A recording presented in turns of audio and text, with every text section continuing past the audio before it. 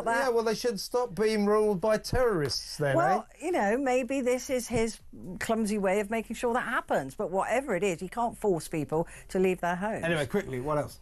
I'm not talking to you anymore. Yeah, what else? I'm going to be talking What about... else, you lefty? Go on, quick. You righty. Right needs left, otherwise we can't clap. Coming up, mental health. We're going to be talking about that and people's journey through the mental health system. Excellent. So stick with Petrie Hosken. She'll take you through to 1 a.m. It sounds like a great show, as always. It's called Nightlife. No one knows why. Call her on 03444 99 1000. I'm trying to help you here. I'll be back tomorrow at 7 p.m. You better be there.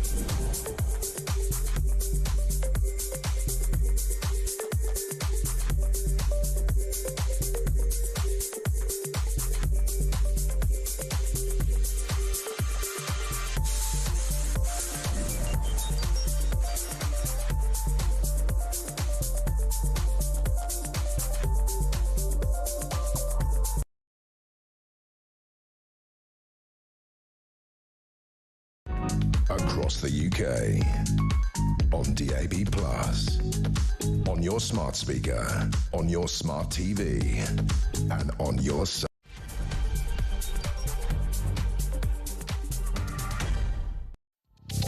Hi there, and a very good evening to you. It is Petrie here with you now until 1 o'clock. And I've just got a bit of breaking news for you. It's probably more interesting to those of us who live in London, but the government has decided now to demolish Grenfell Tower. As you know, 72 people died when the tower block in West London caught fire in 2017. I cannot believe it was that long ago. I remember driving past it on my way to work in the early hours of the morning while it was completely ablaze, and just not being able to fathom what I was seeing. And all through the morning on my show that morning, taking calls from people who had gone back into the building or were standing outside the building with loved ones in the building. It was the most extraordinary show, really, quite devastating.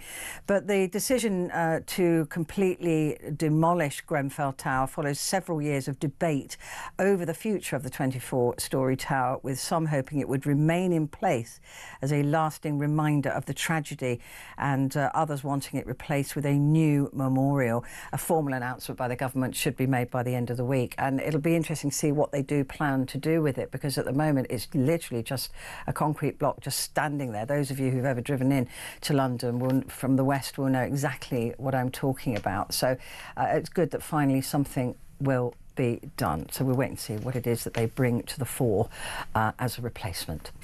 Now, though, coming up on this programme, we are going to be having the phone in at midnight, as usual, a full hour of just your voices. And today I want to talk to you about mental health, because it is much in the papers, of course, as the parents of the parents and relatives of those who were killed by Falcone in Nottingham were talking today. I watched the press conference. It was absolutely heartbreaking. And they're insisting, of course, that they want the staff responsible for the failings to be named of the killer, Valdo Calacane, sorry. And the point of that is, they say, is not revenge. The point of that is that they realise, as we all do, that nobody takes responsibility. So they don't want a witch hunt. They just want to say to people in the future, if you don't pay attention to people, if you don't do the job that you're paid to do, if you can't do the job that you're paid to do, then we will name you. And it is up to you then to deal with, if you can't do it because you have too many caseloads, you take that up with your boss.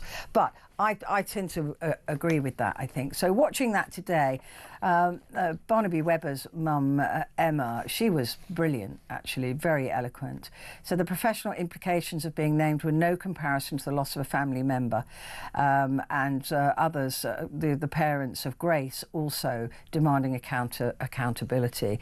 And Mr. Coate, who was the older gentleman that was killed, his son James added that individuals were not doing their jobs properly.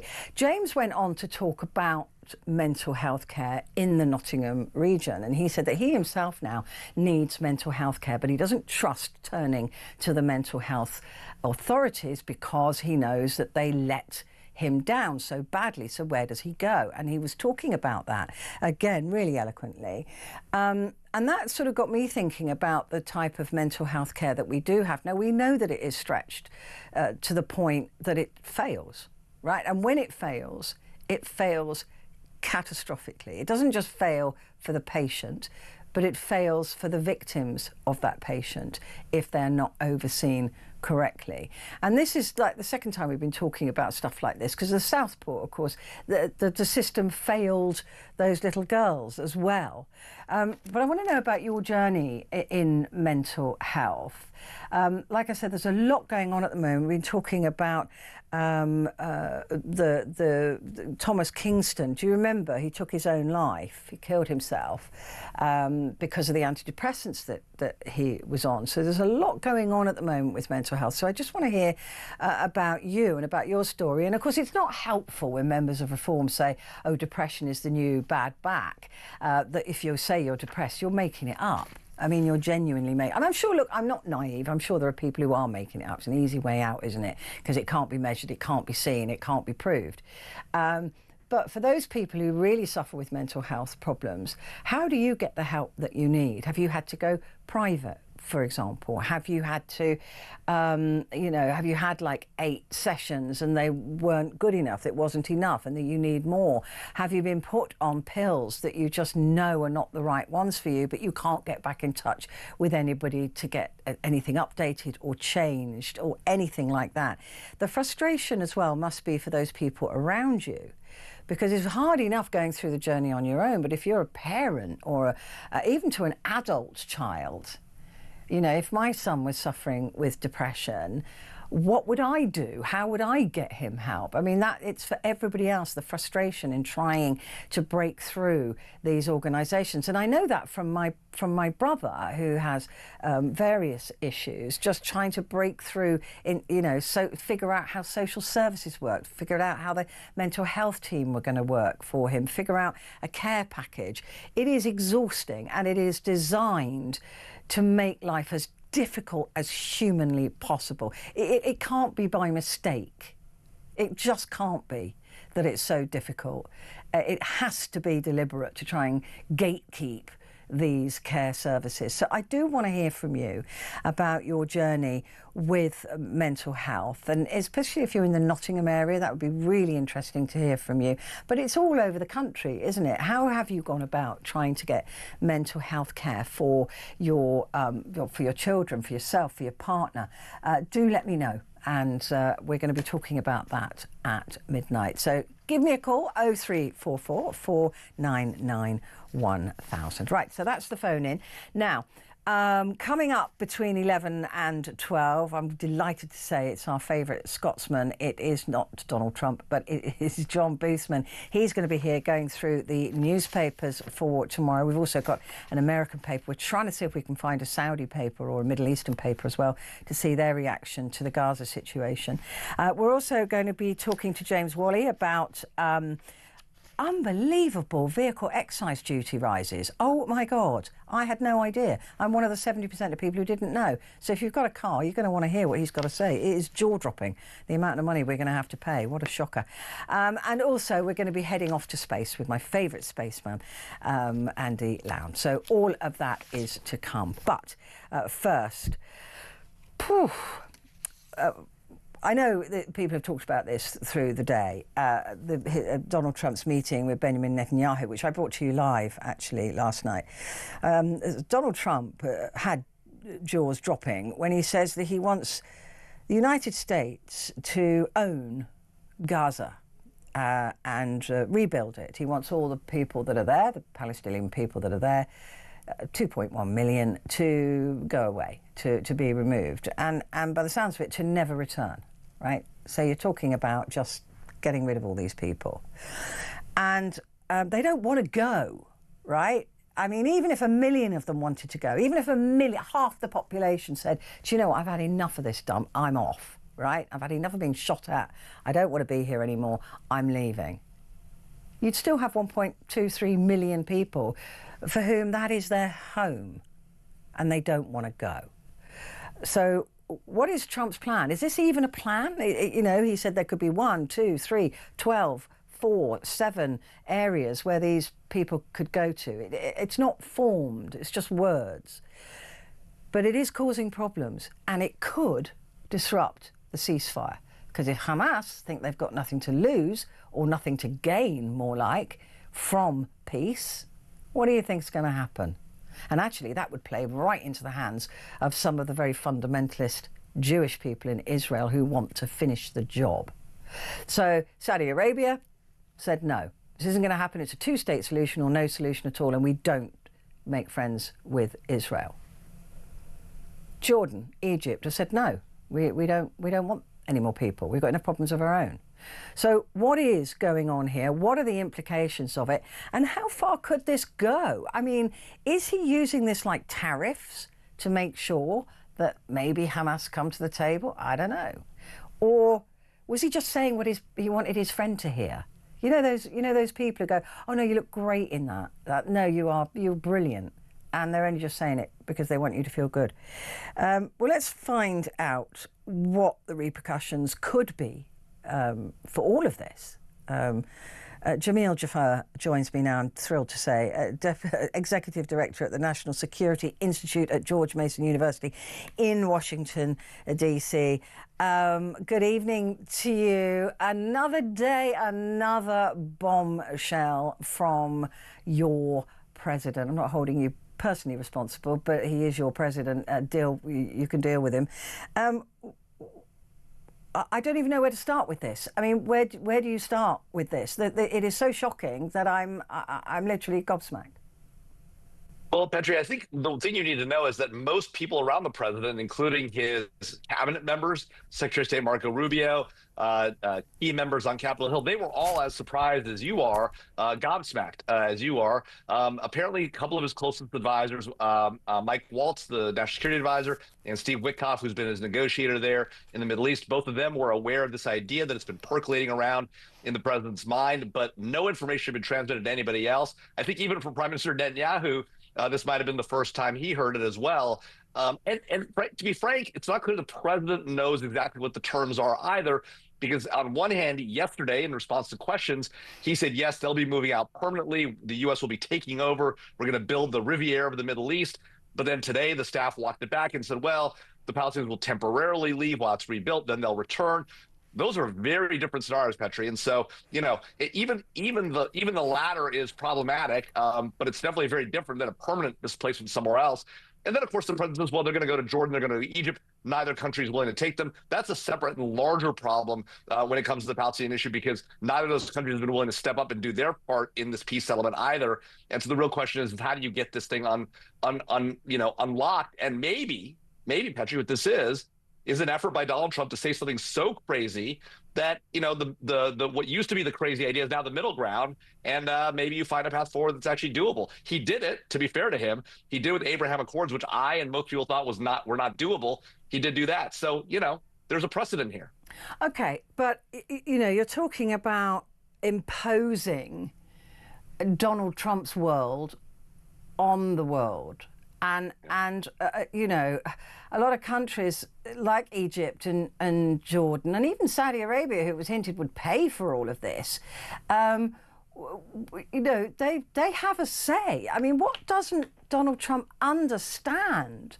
And look, he's not just playing with words. He's not just this sort of Machiavellian clown that people are just going to go, oh, this is entertaining. People's lives are at stake here. And if Hamas decide that he means this, they have got nothing to gain from peace. They have nothing to gain from protecting those hostages.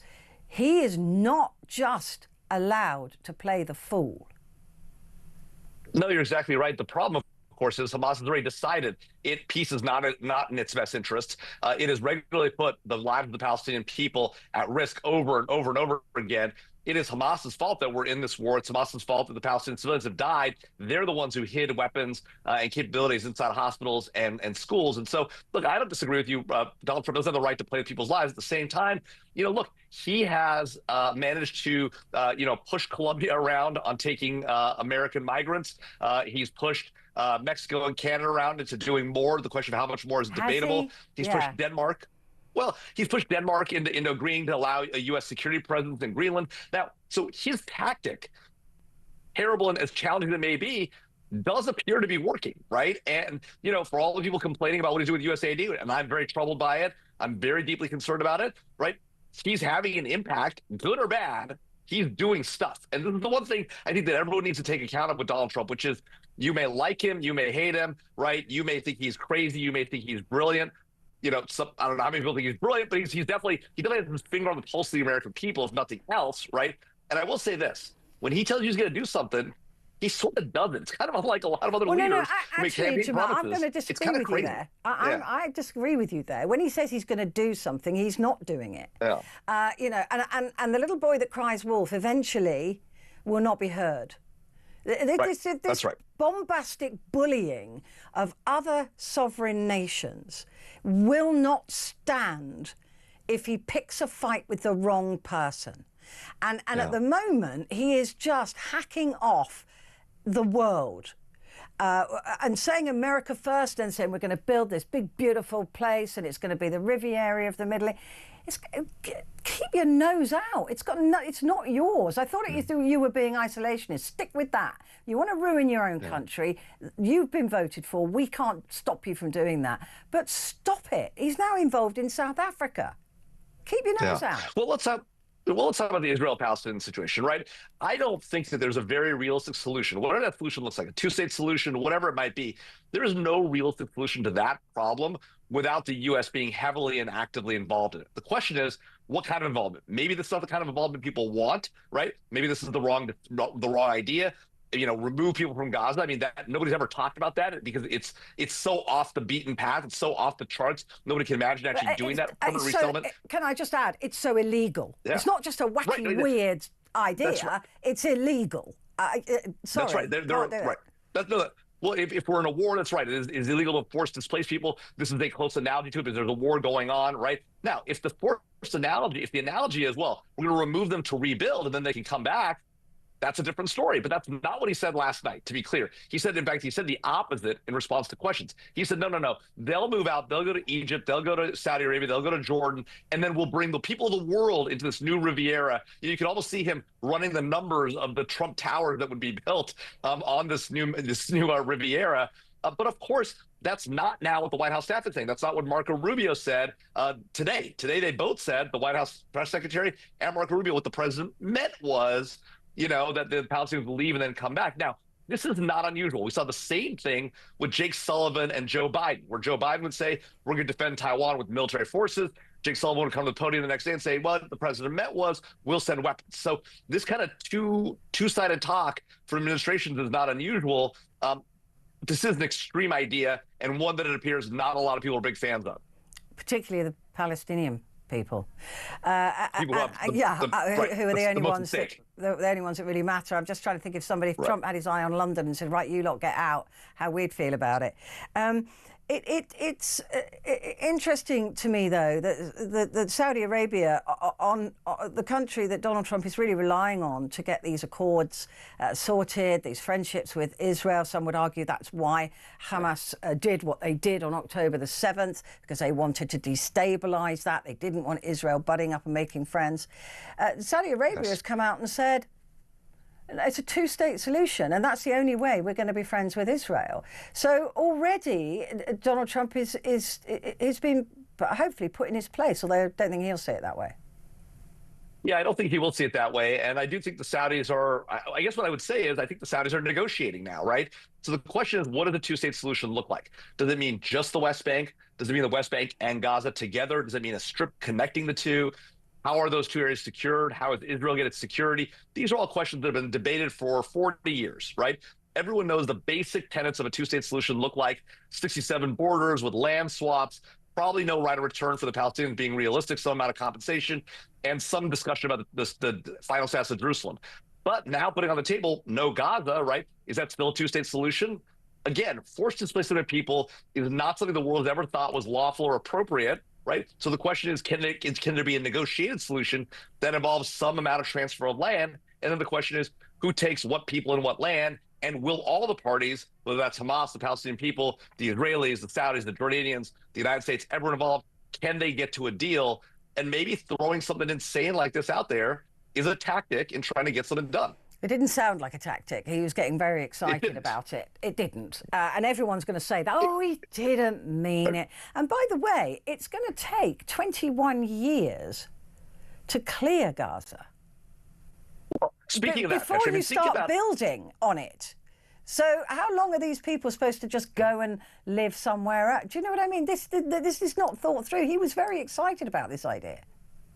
That's right. And if you think about it, if you look at just the evacuation from Afghanistan, right, and what a disaster that was, and you look at the Israelis' withdrawal from the West, from Gaza Strip last time when they brought all their people out and destroyed the settlements, right, and bulldozed their old settlements, right? You look at what the disaster that was. You saw Israeli soldiers pulling old men and women out of these things. That's what the Gaza exit's going to look like if the President Trump pulls off what he's saying. That's going to take a lot of American troops he said he won't put on the ground, or generally has said he wouldn't put on the ground. And it's hard to imagine how that goes well. It seems like a disaster waiting to happen. It's almost impossible to pull off without a lot of lives being lost and a lot of threats to Americans. And so I don't think Donald Trump's going to be able to pull that one off. He's got a different thing coming. He's got to figure out how to do this in a way that's conceivable. I don't think he's really thought this through all the way. Yeah. Well, he'll just move on to another ethnic cleansing deal somewhere else, perhaps. Who knows? Who knows what tomorrow will bring? And that's the joy and the fear of the Trump presidency. Jamil, it's always a delight to talk to you. You've got your work cut out over the next 4 years, and no doubt we'll speak again. Thank you very much indeed.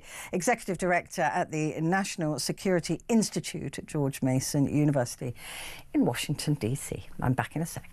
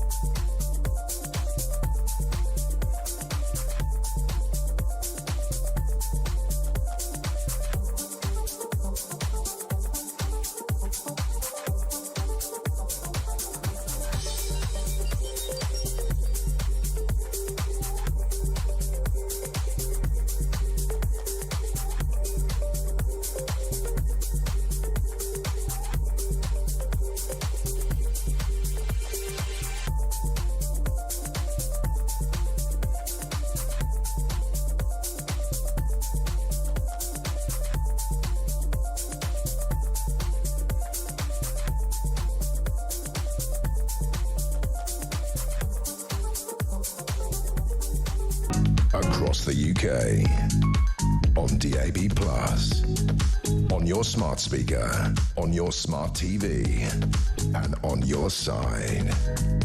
This is Talk. Hi there, and a good evening to you. And it is Petrie here until 1 o'clock. And of course, coming up at midnight is the phone-in. And it is the full hour just dedicated to you and to your voices and to your stories. And like I always say, because I want to remind you, this is the only place on the station that now does that. A full hour, no guests, nothing to interrupt us. Well, a couple of interruptions, a couple of breaks, so I can drink some water. And then it's just you and me. And what I want to talk about with you tomorrow morning, or this coming morning, is mental health issues. Because actually, as of midnight, it is Time to Talk Day. And this is an initiative by Mind. It's the nation's biggest mental health conversation. So I wanted to kick that conversation off with you guys and just find out what your experience is like of mental health care in this country. And of course, we do know that that there have been many weaknesses that have led to the deaths of other people. I think 47 people were killed by people with mental health issues in the last year or so, if I remember correctly. But today was the day when the families of the Nottingham attack victims did a press call, and they've called for staff responsible for the failings of care of the triple killer Valdo Calocane to be named. They fear that he has not even really been punished because he's a patient, and he's starting to get back to himself because he's being forced to take his treatment. And the press conference was really, really interesting, actually, because they were saying it wasn't that he was medication resistant. He was resistant to taking the medication, which is a different thing. So they're saying as well that they feel that when he does come back to normal under the medication, that he should face a punitive prison sentence for what he did. Again, I couldn't really argue with that. But we're not talking specifically about this case. It's just really this case that kicked off my thinking about mental health care. And I know it's something that we do talk about from time to time because actually it's really important. And with it being a Time to Talk day from midnight, I figured that I'd give us some time to do just that. I want to hear from you about your journey with mental health issues. Maybe it's not yours, maybe it's somebody else's. Maybe you've just been, you're waiting for talking therapy, or you're waiting to see somebody, or your child has been suffering with mental health issues. We know that young people particularly suffer with mental health issues. Also, it seems that you are the next target for othering and shaming for your condition. The idea that you're being told by members of Reform that depression is the new backache, that actually, in other words, that you're faking it to get benefits. So it's incredibly difficult with mental health issues because you can't prove them.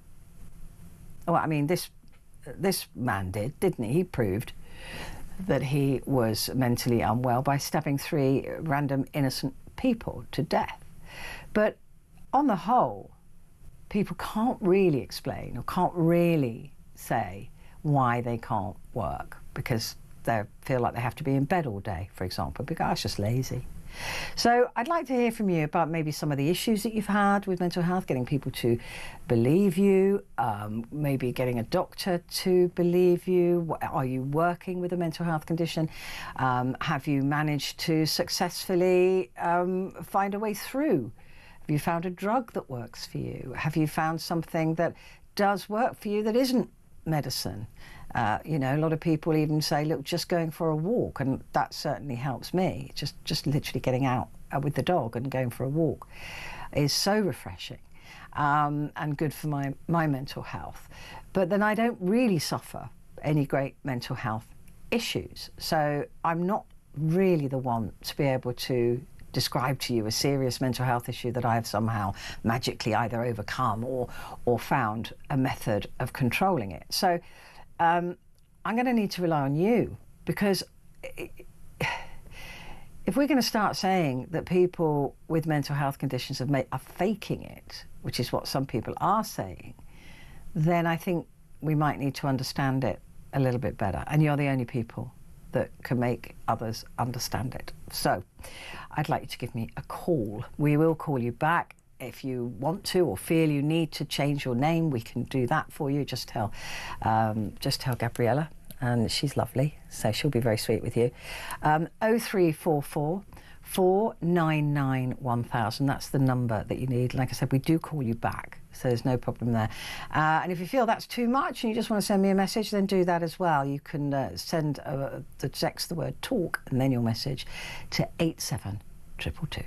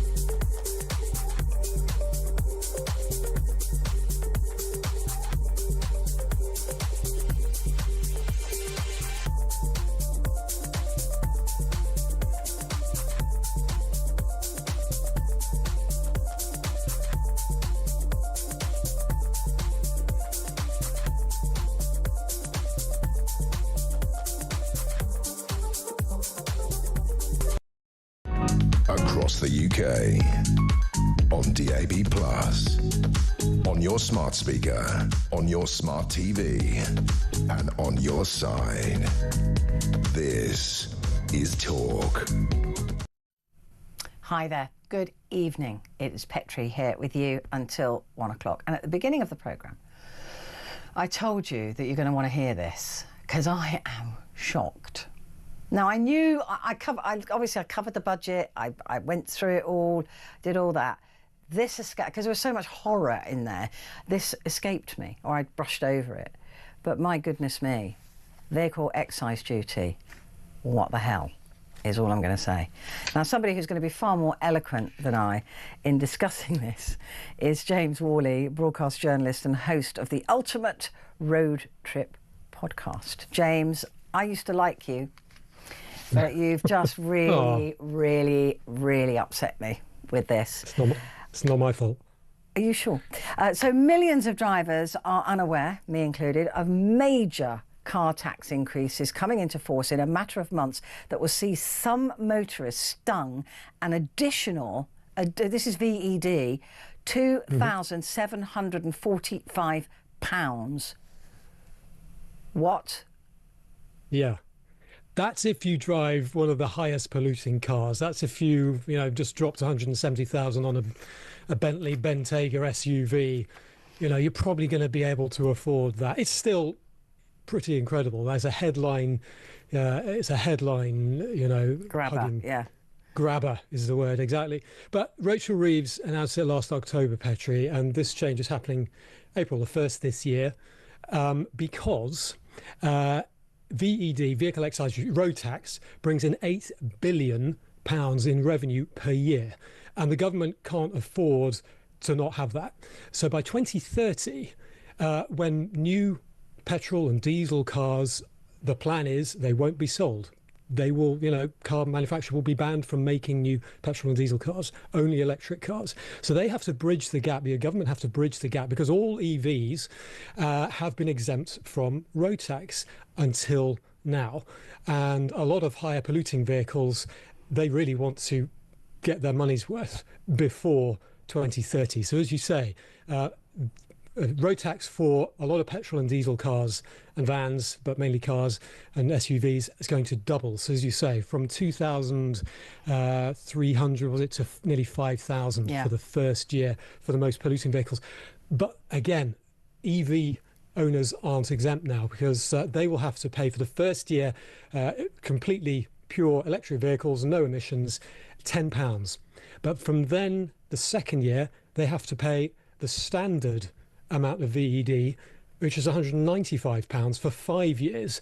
And worse than that, if you've spent 40,000 on an EV car, which isn't difficult because a lot of electric cars are expensive, Teslas and the rest of them are over 40,000, you'll have to pay an extra £400 per year. So that's what, £700 per year for 5 years if you have an EV.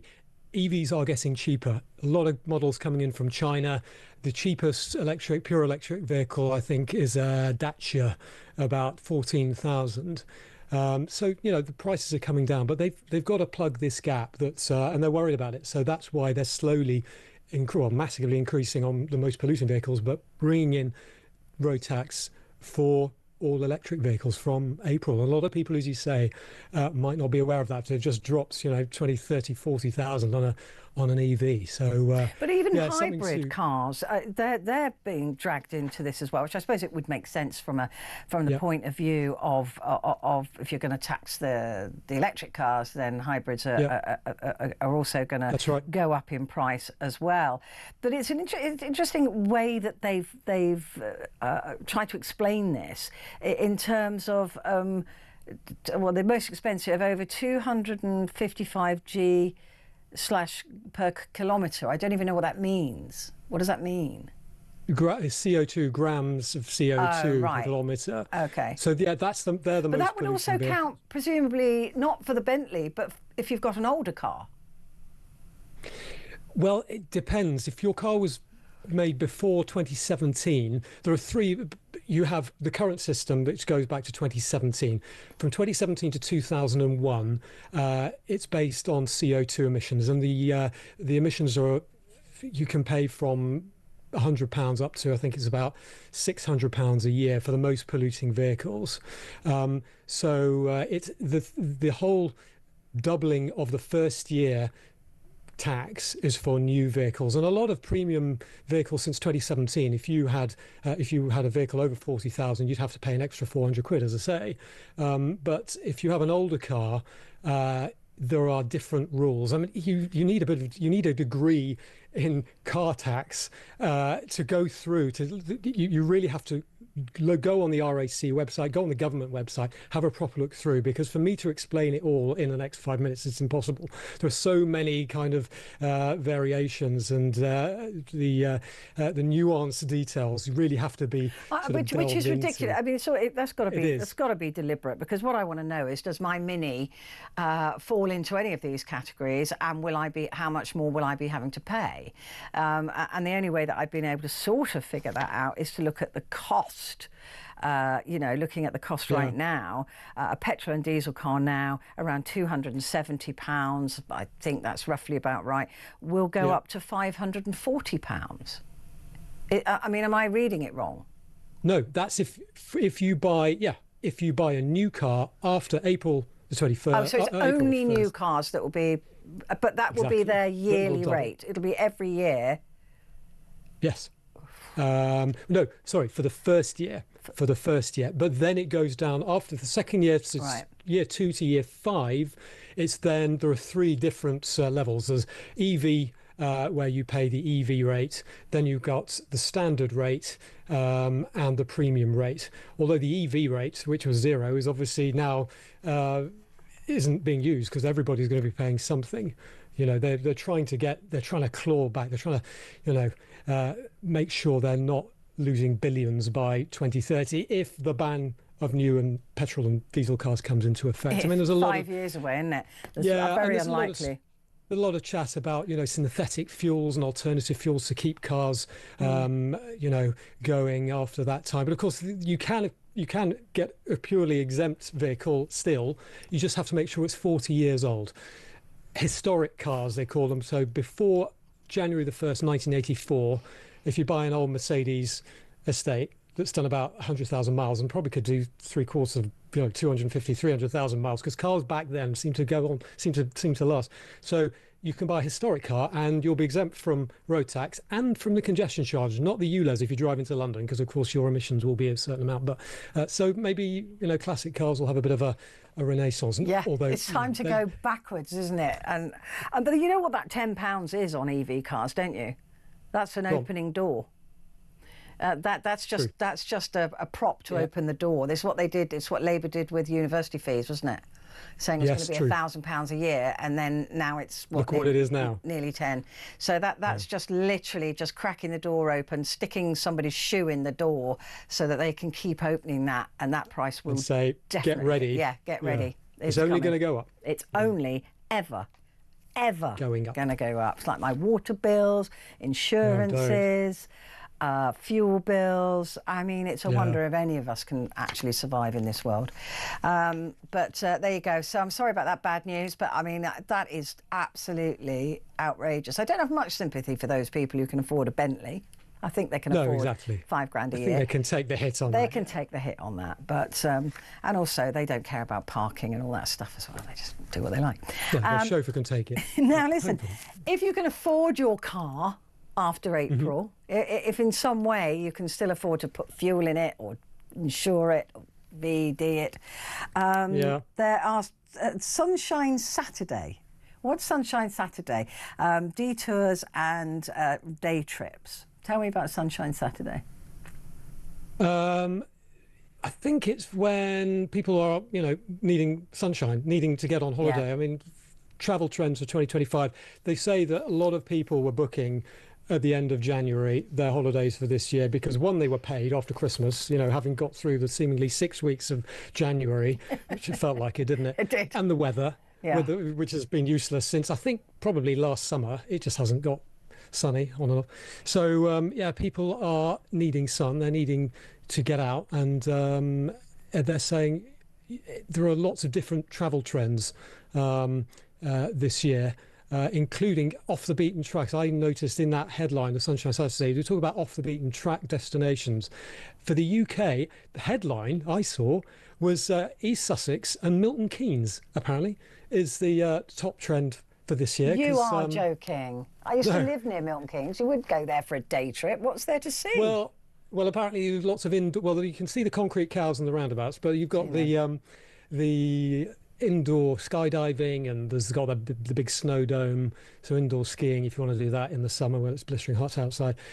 Close to London, so quick journey in and out of central London on the train. But also I then saw New York Times #1 destination for the world this year is Hampshire and Bath. But Jane Austen's England, I just noticed that about half an hour ago. I saw a little headline, 250 years since the birth of Jane Austen. So they're saying Hampshire, go to the New Forest, or her house in Hampshire. And that's what New York Times are saying. But yeah, so it's people are looking for places kind of away from the usual sunshine destinations. You know, Spain, obviously, seemingly they don't want tourists anymore, do they? Going by the headlines of the past. They don't want English tourists. Yeah. No, exactly. Not even so they're just saying British, but English they don't want. Exactly. So they go to Albania. That's one of the European off the beaten tracks, and that's been the case for some time. You know, people were saying don't go to Greece, go to Croatia. Then Croatia got too expensive, but now Albania, because they have the lek, and it's pound for a cup of coffee, a couple of pounds, not even that for a beer. Some amazing countryside in Albania. So they're saying that for Europe, and Uzbekistan even further afield. So the trend is kind of looking for places that are kind of away from the... And Milton Keynes, I think, is a tourist destination. I'm sure it's lovely to live there. It's some lovely countryside surrounding. But that's one of the top trends for the UK. That is amazing. Who knew? Who would ever have guessed that Milton Keynes would be a tourist destination? And all of these other countries, they'll only be tourist destinations until they realise how revolting English people are when they're on holiday. And then they'll price us out again. Brits abroad, yeah. Yeah. Oh, James, thank you. It's brilliant to talk to you. James Worley there, broadcast journalist and host of the Ultimate Road Trip podcast. Stay where you are. We're heading a bit further afield next.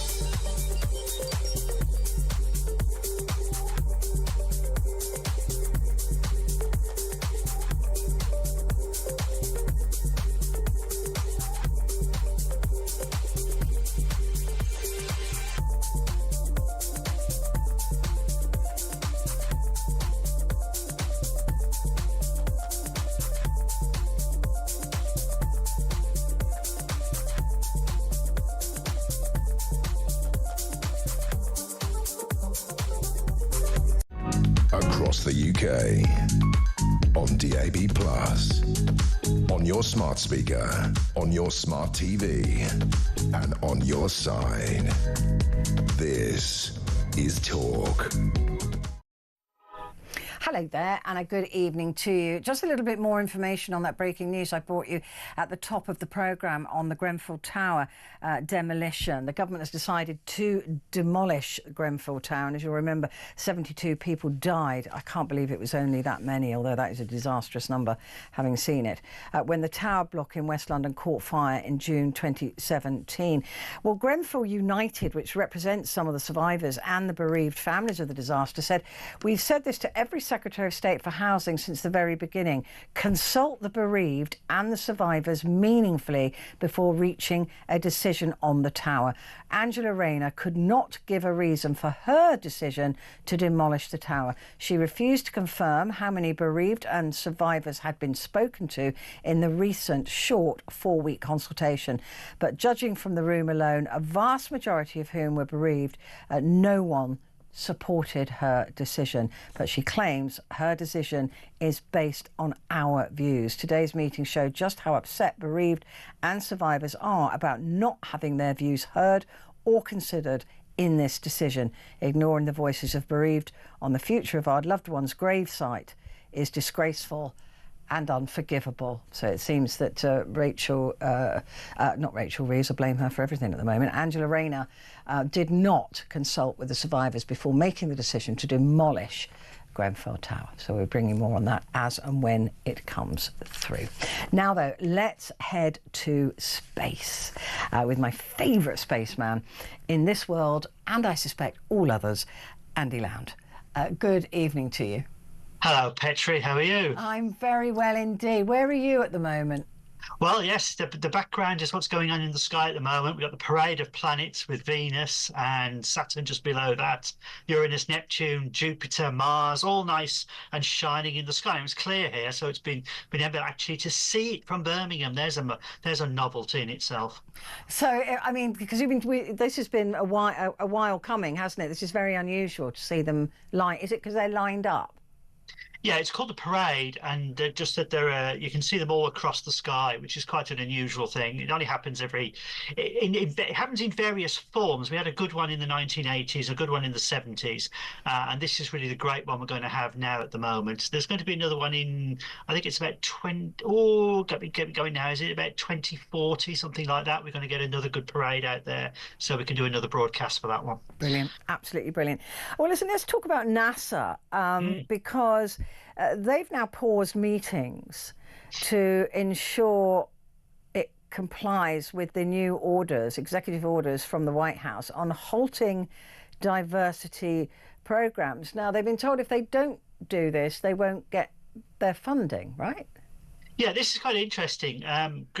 Groups of, because you've got to remember that NASA is a government agency which oversees a load of things, and that's really important. And NASA, being a government agency, is bureaucratic, and they have to follow all these rules and things like that.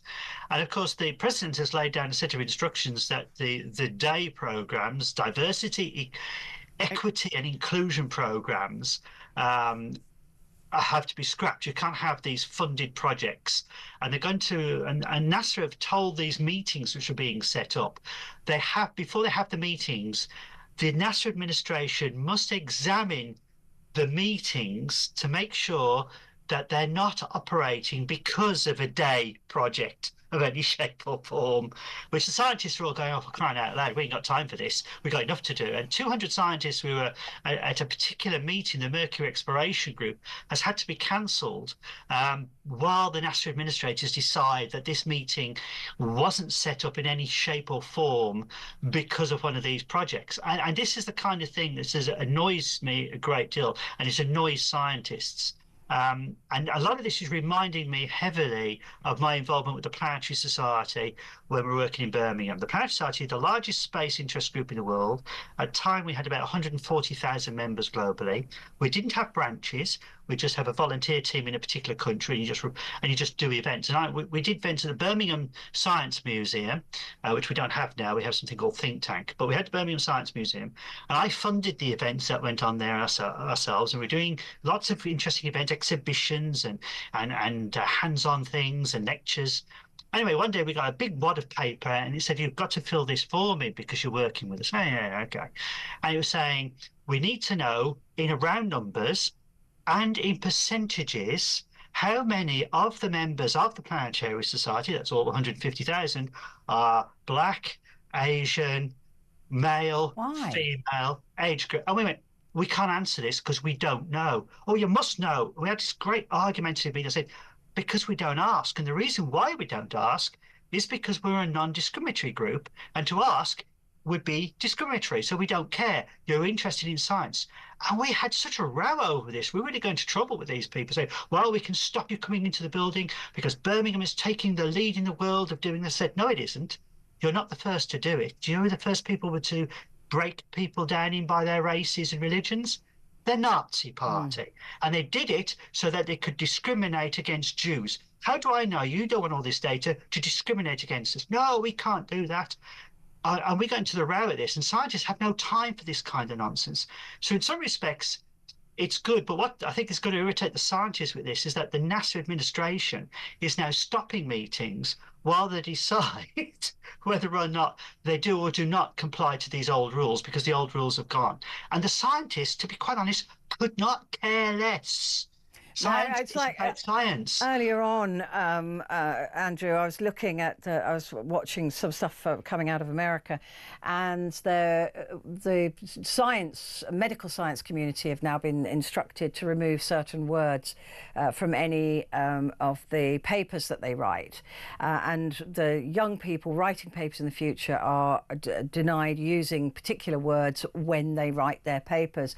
Two of those words are woman and female, not man and male, but woman and female. So any papers that include those words will not be funded.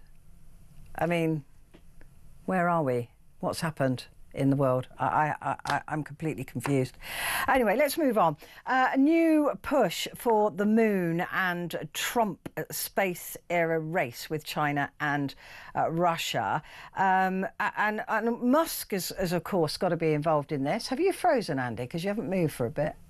I think we've lost Andy. He's not moving. Da, da, da. Either that or he's really, really one of those people who should be standing outside a museum somewhere. You know, those people. So we'll try and get I'll try and get Andy back and see if we can get him moving again.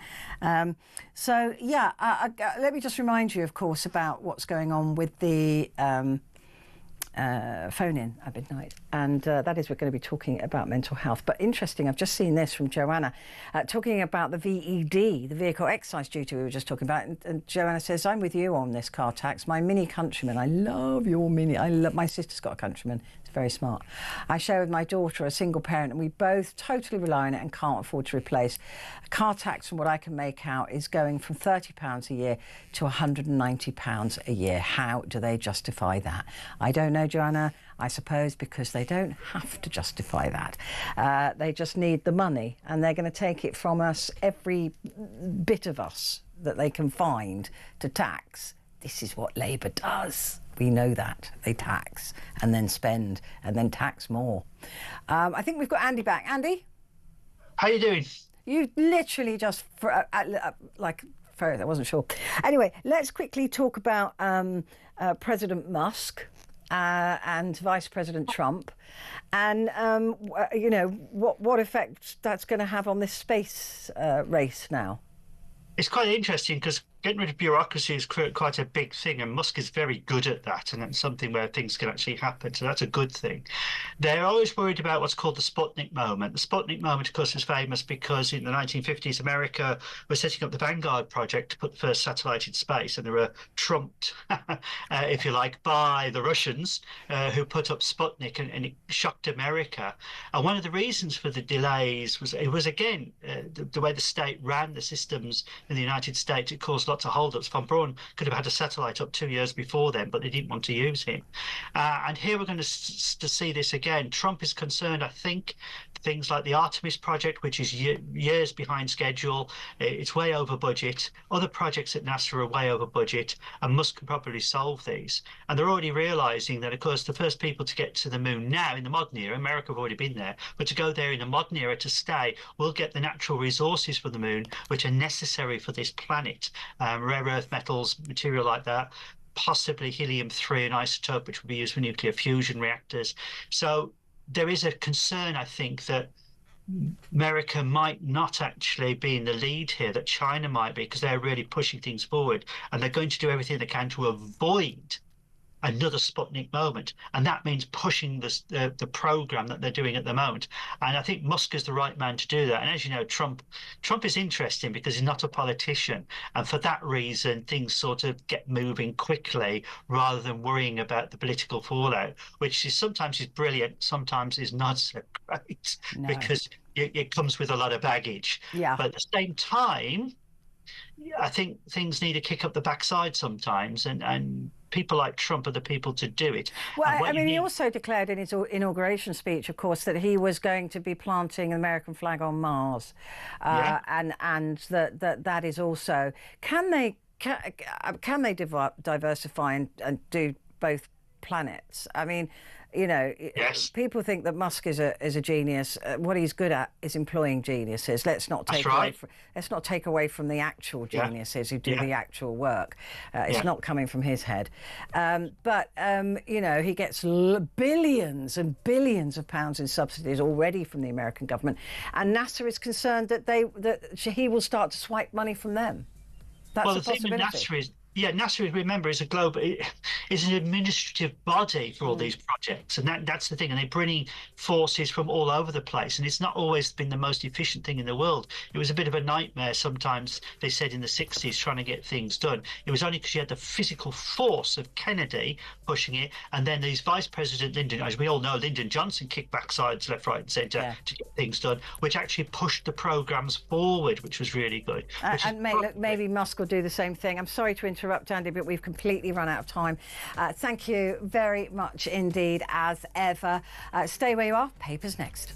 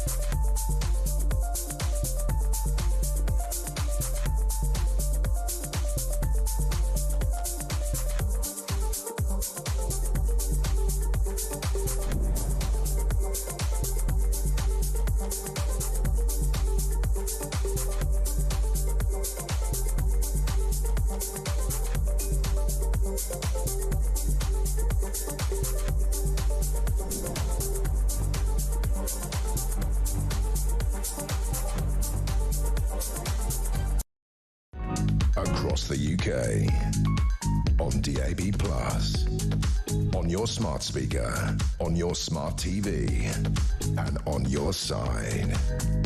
This is Talk.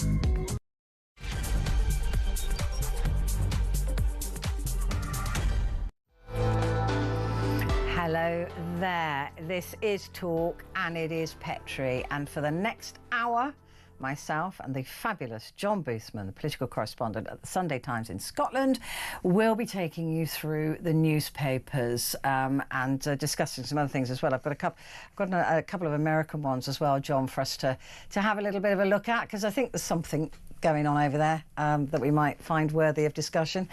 Good evening. Hi, how are you doing? I'm good, thank you. John, before all of that, it's mental health. It's one of the days that it's called Time to Talk Day.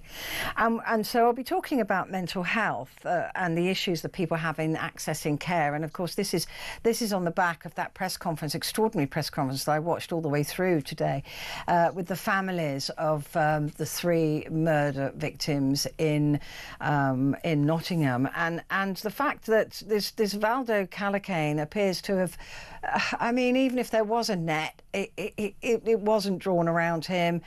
There were so many failings that you can understand why these families were, I thought, very dignified but angry with the outcome, clearly, of what happened. So it seems, doesn't it, that this system is just not fit for purpose. I don't know what it's like in Scotland. Is it any better? I think you're right. It's not fit for purpose. But, why is it not fit for purpose? Because for many, many years, we've under-resourced it. And we also have, in parallel to that, growing numbers of people who are trying to access these services. Just as the waiting lists and waiting times for operations that we hear so much about in terms of hips and knees and all of these elective operations that we hear about, it's the same for mental health. We hear all the time about the growing numbers of people who, and particularly young people, who can't access these kind of services. And this is the place that we're in now. That is in no way trying to excuse any of what looked like a horrendous catalogue of failures in terms of the Valdo Calacane situation in Nottinghamshire, which tragically ended up with 3 people being killed, another 3 attacked. These failures where, for example, he wasn't taking his medication because he was afraid of needles. I have to ask the question, what was this person, having been sectioned 4 times, I think I read, doing in the community in the first place, when even the staff who were asked to go and visit him to see how he was doing and to treat him, were given risk assessments and told really to kind of be really careful or to avoid any contact with him. And, this is a huge, huge problem. But, again, I say very carefully, and this is not meant to excuse anything that went on, the pressure on these systems is so great that you can see why there are so many failures. It also occurs to me, though, that the call from the families, particularly of the young people that were killed, Barnaby and Grace, is that they want these people at those different stages where he was sectioned 4 times and released into the community. His medication wasn't checked. The police even were involved in some violent affrays, but yet he was still out under his own reconnaissance, right? That these people should be named, and not as a form of witch hunt, but so that in the future, other people who may find themselves in that position cannot hide behind the shroud of mystery as to who ticked that box, who let him not take his medicine because he was afraid of needles, because there's no accountability. And I kind of understand that. Where do you stand on that? I think you've hit the right word. I think you've hit the accountability word, and that's something that comes up in all of these kind of cases. I think there are difficulties around about that, to be fair, in terms of naming individuals. I'm sure it might be the case that in some situations it would be right and proper in order to do that. But I think my question would be how and if any of these people are actually held to account for any of these failures and mistakes. And sadly, I suppose in so many cases, I suspect that's not the case. But also, there is the fear of exposure is a great driver to do the right thing. And even if you cannot do the right thing yourself, because you say, look, he's afraid of needles, you might refer that to somebody else to take the blame or to do something about it. And therefore, that would be negated. I mean, it does remind me of the judges in the case of Sarah Sharif, who wanted to hide again behind this wall of so-called, oh, we're scared for our safety, as an excuse not to be named for the failures that they committed. And we see this all the time, John. We do. With if it's not the NHS or the judiciary, it's the police service or it's the local councils, where they all seem to just be able to hide so they can muff up as much as they want. It doesn't matter. There's no repercussions. Nobody knows about it, and they can crack on and get a job somewhere else, even if they lose their job. It's got to stop, right? I think that's right, but and it also stands in stark contrast to what we see in other countries. Again, I'm not sure that we want to go, for example, down the American road where everybody gets named for everything. However, I think you make a very, very valid point. I think you're right. I think this would need to be introduced with some kind of care attached to it. I would give that caveat. But yeah, look, it's accountability. And in too many occasions, we just find that people are not held accountable for any of this kind of thing.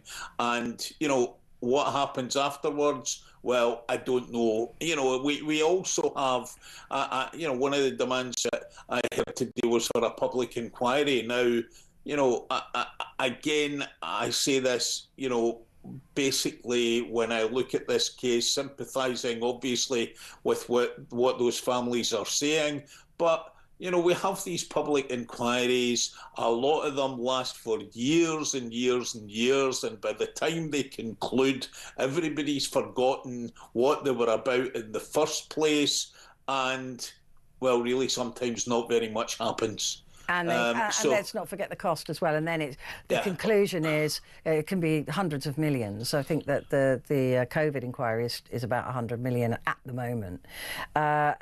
We just need, Petrie, we just need better ways of dealing with these things, and things that are expedited quickly and efficiently, which gives everybody a chance to say what they want to say, but also at the end of them have things that are meaningful in terms of any actions that are taken. And just sometimes I don't feel that happens. And maybe an acknowledgement, John, that finally care in the community doesn't exist.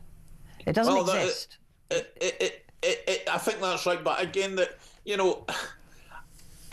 we live in this world of instant gratification, and I think that's fair.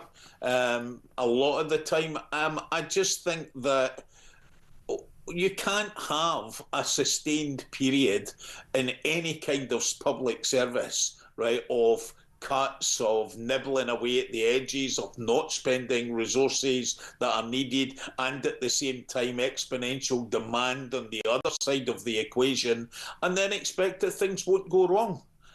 We're really dishonest with ourselves, right? And that it is that thing where, we want, American levels of taxation and Scandinavian levels of service, and you can't have that. And if anything that's happened in the past few years should tell us and give us any lessons, it's kind of just that. If you keep, taking away all the time from valuable public services, there's going to be, detrimental results at the end of it. Indeed. Listen, I totally agree with you. It's just really hard, isn't it, when you've got the emotional and the realistic, and it's very difficult to marry those. But I certainly do think that it is time for people who are held responsible for their non-actions or their actions, and I mean that across the board as well, including our fabulous politicians. Let's have a look at the papers, because I've chosen The Guardian first, if that's okay with you, because I wanted to talk to you about this, and I know that you have a lot to say. Will you be buying a condo in the Riviera of the Middle East? Well, Nigel Farage seems to think it's a good idea. He seemed to be joking earlier about casinos in the Middle East, which I think is very, very odd and very, very strange. I mean, my first thought in all these stories about President Trump, and he's only been there for what I think it's like 16 days. No, it's 200 years, isn't it? I think it's 200 years. It feels like it. Is it going to be like this for the next 4 years?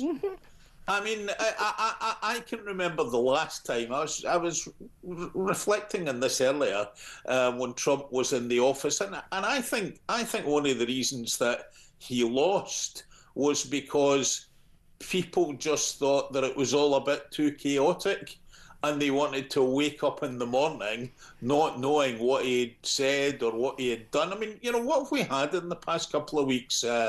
He wants some real estate in the whole of Greenland. He wants to take over Panama. He's got into a fight with, two of his neighbours and allies in Mexico and Canada. He's obviously picking a fight with the Chinese. And now here we are in Gaza. Oh, and the South Africans. Don't forget South Africa as well. Yeah, the South Africans too. And in reality, people are saying that maybe the whole thing in Gaza is a bit of a bit of a Trojan horse, because it's really Iran that he wants to get at. I mean, I don't know. Believe that. Listen, I heard the speech. We all heard the speech. He was absolutely tickled pink with this idea and was really thrilled and was really excited about what he was going to build and what was going to be built and who's going to live there. I mean, they've come back a little bit saying that the Palestinian people could go back, possibly. I mean, but it's going to take 30, 40 years to rebuild. So, and they don't want to leave. I mean, we're talking about nearly 2 million people, and moving them to Egypt and Jordan and wherever else in the Middle East that he's talking about, where the countries do not want this to happen, where the entire just about international opinion is against this, where it's breaching international law. Is it legal at all? Of course it's not. You can't ethnically cleanse an area because you fancy building a casino. I mean, it's just not. At least I don't think it's. Mind you, he has just come out of the Human Rights Act, hasn't he? So maybe. Well, you've got his, Marco Rubio, his Secretary of State tonight, saying, "Oh well, it wasn't really meant as a hostile act. It's really humanitarian." What, to move 1.8 million people, right, from Gaza and Egypt and Jordan? Who don't want to go.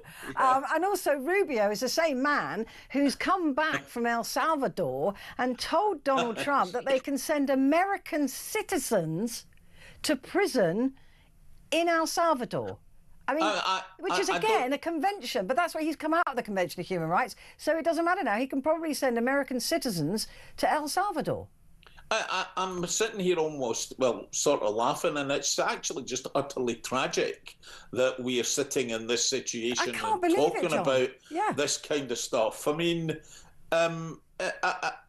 my worry about it, apart from my kind of incredulity about it, is just that, there's a ceasefire at the moment. It's been pretty fragile.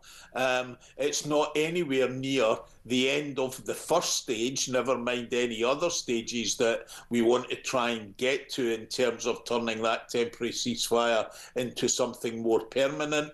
And you have to say that these kind of actions, sitting next to Netanyahu as his first visitor to the White House, really might put that stuff in danger. Well, of course it will. If Hamas feel like they're cornered, right, they're a terrorist organisation. They're not, they're not people who think like you and I think. What are they going to do? They're going to upend this peace deal and the lives. As I was saying earlier on, this is not just some tomfoolery. He's not just, some big orange clown going, "Oh, wouldn't it be great if I took over, if I owned Gaza and built Trump Tower on it?" There are people's actual lives here at stake, and it's just dangerous not to look at this man and think that, no, hang on, I don't care what your reasons are, just don't do it. And how can he own that piece of land anyway? Well, again, I don't get any of that stuff. You know, we said earlier, and to be fair, you had a different view of this. The other thing he said today, and I couldn't kind of quite believe it, was he said that if Iran would assassinate him, right, he's left orders that the country should be obliterated. Yeah. Now, I mean, this is like probably the most powerful man in the entire planet. Terrifying. And yeah, it's, as I say, I don't know. I mean, can we last four more years of this? My blood pressure, and seeing where it goes, you know? My blood pressure can't. I mean, on geopolitical terms, I mean, look, what is happening is that Trump is now trying to get a deal with Iran, right? That's what he's trying to do. He wants a deal with Iran for them not to have nuclear weapons. This is a deal that he was really cross with Biden and everybody else getting involved in. He now is trying to have that deal with Iran. And, of course, he's saying, well, if they don't do it, there'll be repercussions. But it could be that he's offering to take over Gaza as a little tinkle glittery thing for Netanyahu to look at. Because he's actually trying to do it, because Netanyahu has said, don't ever do any kind of deal with Iran. So maybe that's the game he's playing. But he was serious about Gaza. Let's make no mistake about it. Well, yeah, I think so. But again, you know, where he's caused himself, I think, some problems, you know, we've mentioned the ceasefire already, is like, you know, there you've got the Saudi Arabians who are, you know, the biggest allies that the Americans have got in the Middle East, out there already just saying, you know, look, they support a two-state solution, a Palestinian state with East Jerusalem as its capital. They're now concerned, and this is the other big concern, because there's things been going on in the past number of months, right, longer, right, for, in fact, the entire period of the situation with Hamas and Gaza in the West Bank.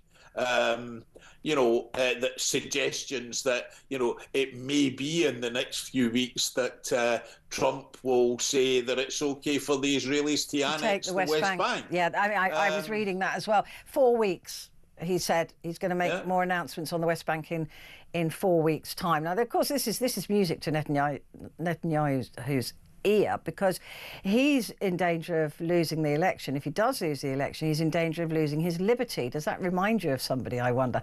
But anyway, so, you know, Netanyahu is going to go hell for leather with Trump to try and get these fixes, if you like, for those nationalist Jews. And that's what they want to see. They want to see the annexation of all these areas and even just occupying them, just taking them.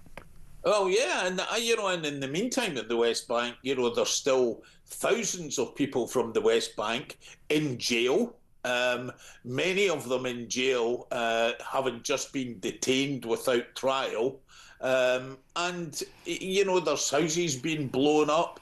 There's a whole load of Israeli Defence Force action. Yeah. You've got settlers who are intimidating local populations. It's a very, very dangerous situation. Now, again, you know, we talked earlier just about the ceasefire and what Hamas might do in that situation. Who knows what other kind of tinderbox with other people from the Middle East all of this might open up.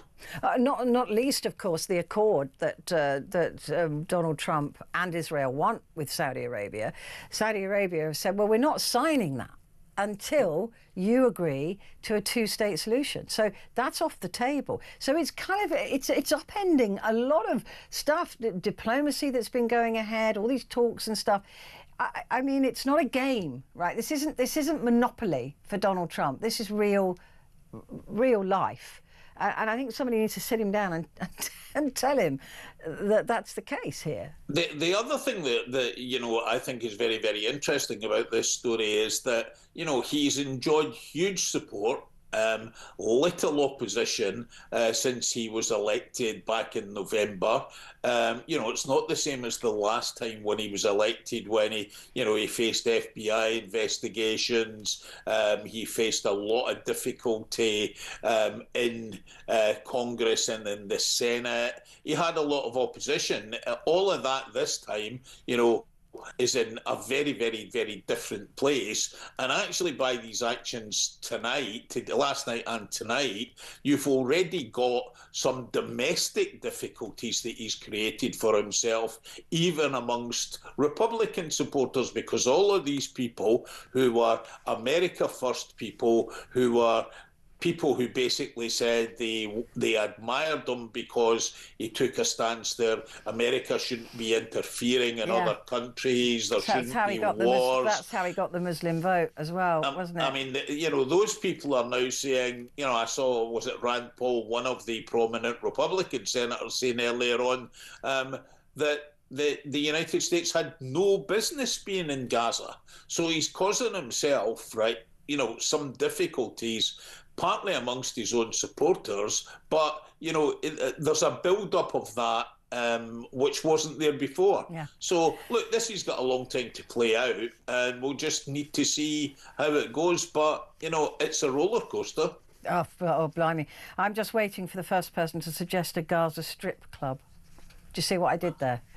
We've got to take a quick break. Back in a second.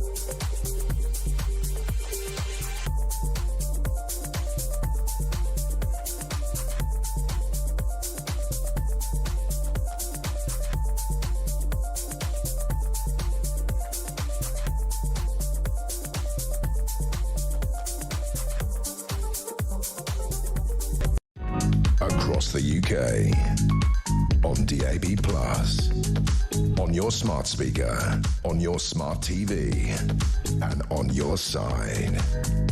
This is Talk. Hello there, this is Talk, and it is Petrie here with you, and with me is John Boothman, political correspondent at the Sunday Times in Scotland. John, let's move on now and have a look at the Times. Find efficiency savings or risk the sack, civil servants told. Civil service mandarins risk, I haven't heard that word for a long time, risk losing their jobs unless they find a way to save money from their Whitehall budgets. They should just be grateful they're not in an American federal company or whatever at the moment, because they would just be sacked first by Musk. Well, yeah, Trump set up this thing under Elon Musk, the Department for Government Efficiency. It's not a real department. It's taken a knife and fork to the federal government. And as I say, we'll see where that ends up. I mean, look, we're back to that word that we used earlier on in a different context, and that's accountability. Civil servants are being told, you need to make efficiencies and if you don't make efficiencies, you're going to be held accountable for them.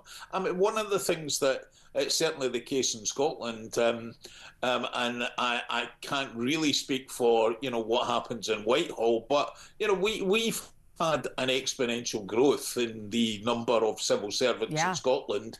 And here. They're in there is a situation where there's more permanent jobs in the civil service in Scotland, and it's growing.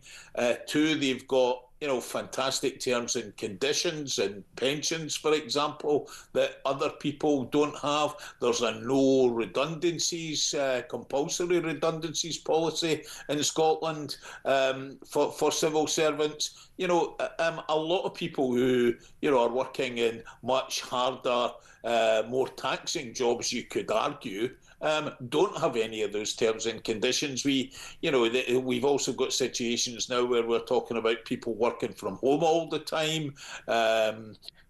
Civil servants, it's easy for them to do, but you know what? If you're a nurse and a bin man or a bin lady, a cleansing, whatever, operative person, you can't do any of that stuff. So, some people will probably be looking at this stuff and saying, well, maybe it's about time.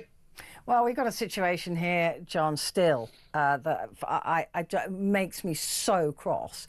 There are thousands of civil servants who are claiming their London waiting extra salary, which is about £4,000 a year per person, and they're working from home. And that money was meant to pay extra for the train tickets or whatever it is to get them at London waiting. It's expensive to get into London, maybe stay a night. And they're still claiming it, and they're allowed to claim it, even though they're not coming into London. I mean, that has got to go. But they're not going to get rid of that.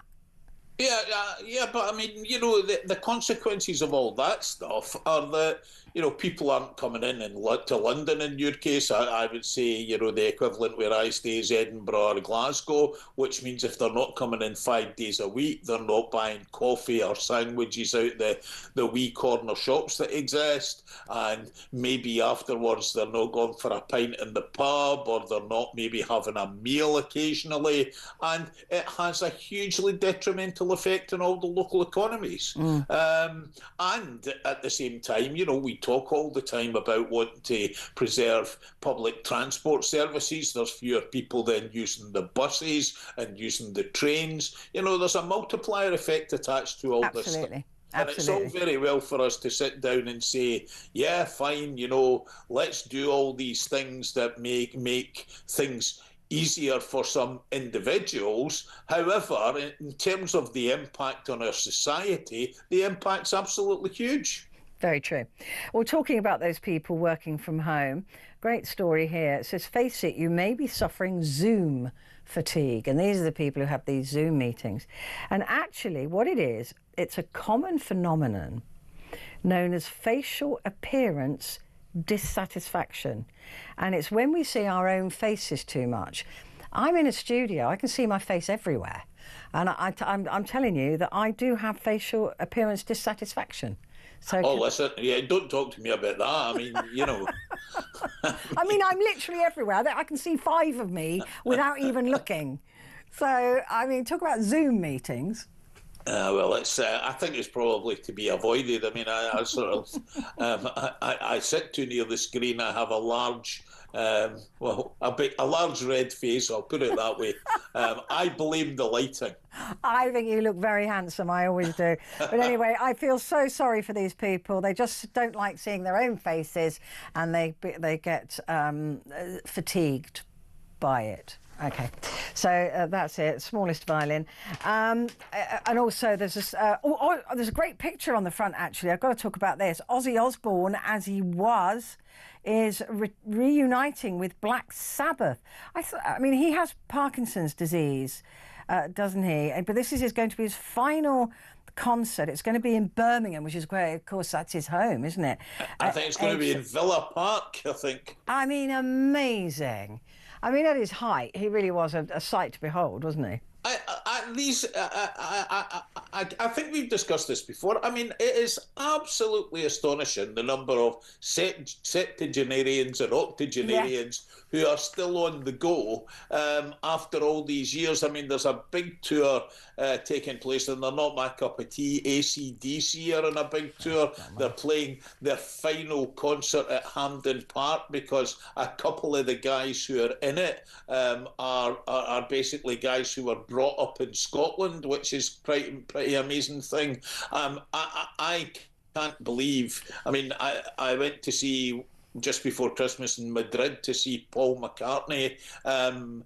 83 years old. Wow. And the guy was on stage for 3 hours. Wow. It's absolutely fantastic. You know, I think certainly in the case of the Beatles and the Rolling Stones and David Bowie, sadly no longer with us, of course, in 500 years, I think people will be talking about these individuals in the way that a different class of people talk about Mozart and Beethoven. And, you know, here they were, just, you know, 4 ordinary guys from Liverpool. Yeah, and also the Stones. I'm not a Beatles fan, never liked them, but I am a Stones fan. So that when you the fact that they're still, it is ridiculous, and the new album is brilliant as well. So they're still turning it out. I mean, we saw them in Edinburgh a few years ago, and it was the funniest thing at Murrayfield, because most of the people were so old that they could hardly get up the stairs, and they kept having to nip out for a pee during the concert. So, but you get all ages go to these concerts as well. Yeah, but the people on the stage who are probably older are just still rocking it out, right? That's so not fair. John, we're going to take a very quick break at this point, but we will be back in just a second.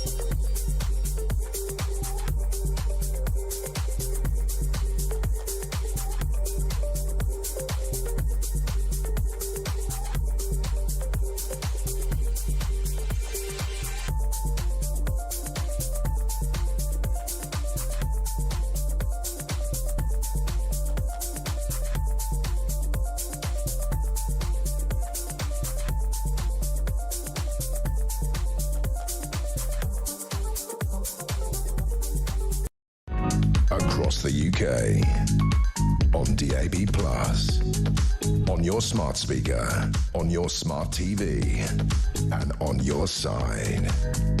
This is Talk. Hello there, you are with Talk and you're with Petrie and John Boothman, who is the political correspondent at the Sunday Times in Scotland. And we're going through Thursday's papers. John, I want to draw your attention actually to the photograph on the front of the Independent. I mean, the headline is "The World Recoils from Trump Plan to Make Gaza a Beach Resort." I mean, I'm not even, I mean, I've floated away to a different level of consciousness, I think, reading this stuff. But anyway, it's quite the photograph, though, isn't it? And the Gazan people, actually, the Palestinians saying that they want to go home. They're desperate to go home, no matter what condition. And it's home. It's the land under their feet is home. Yeah, and you know, let's not forget that the people we are talking about, you know, they are descended from people, you know, what maybe fathers, mothers, grandparents who were already removed not that far away.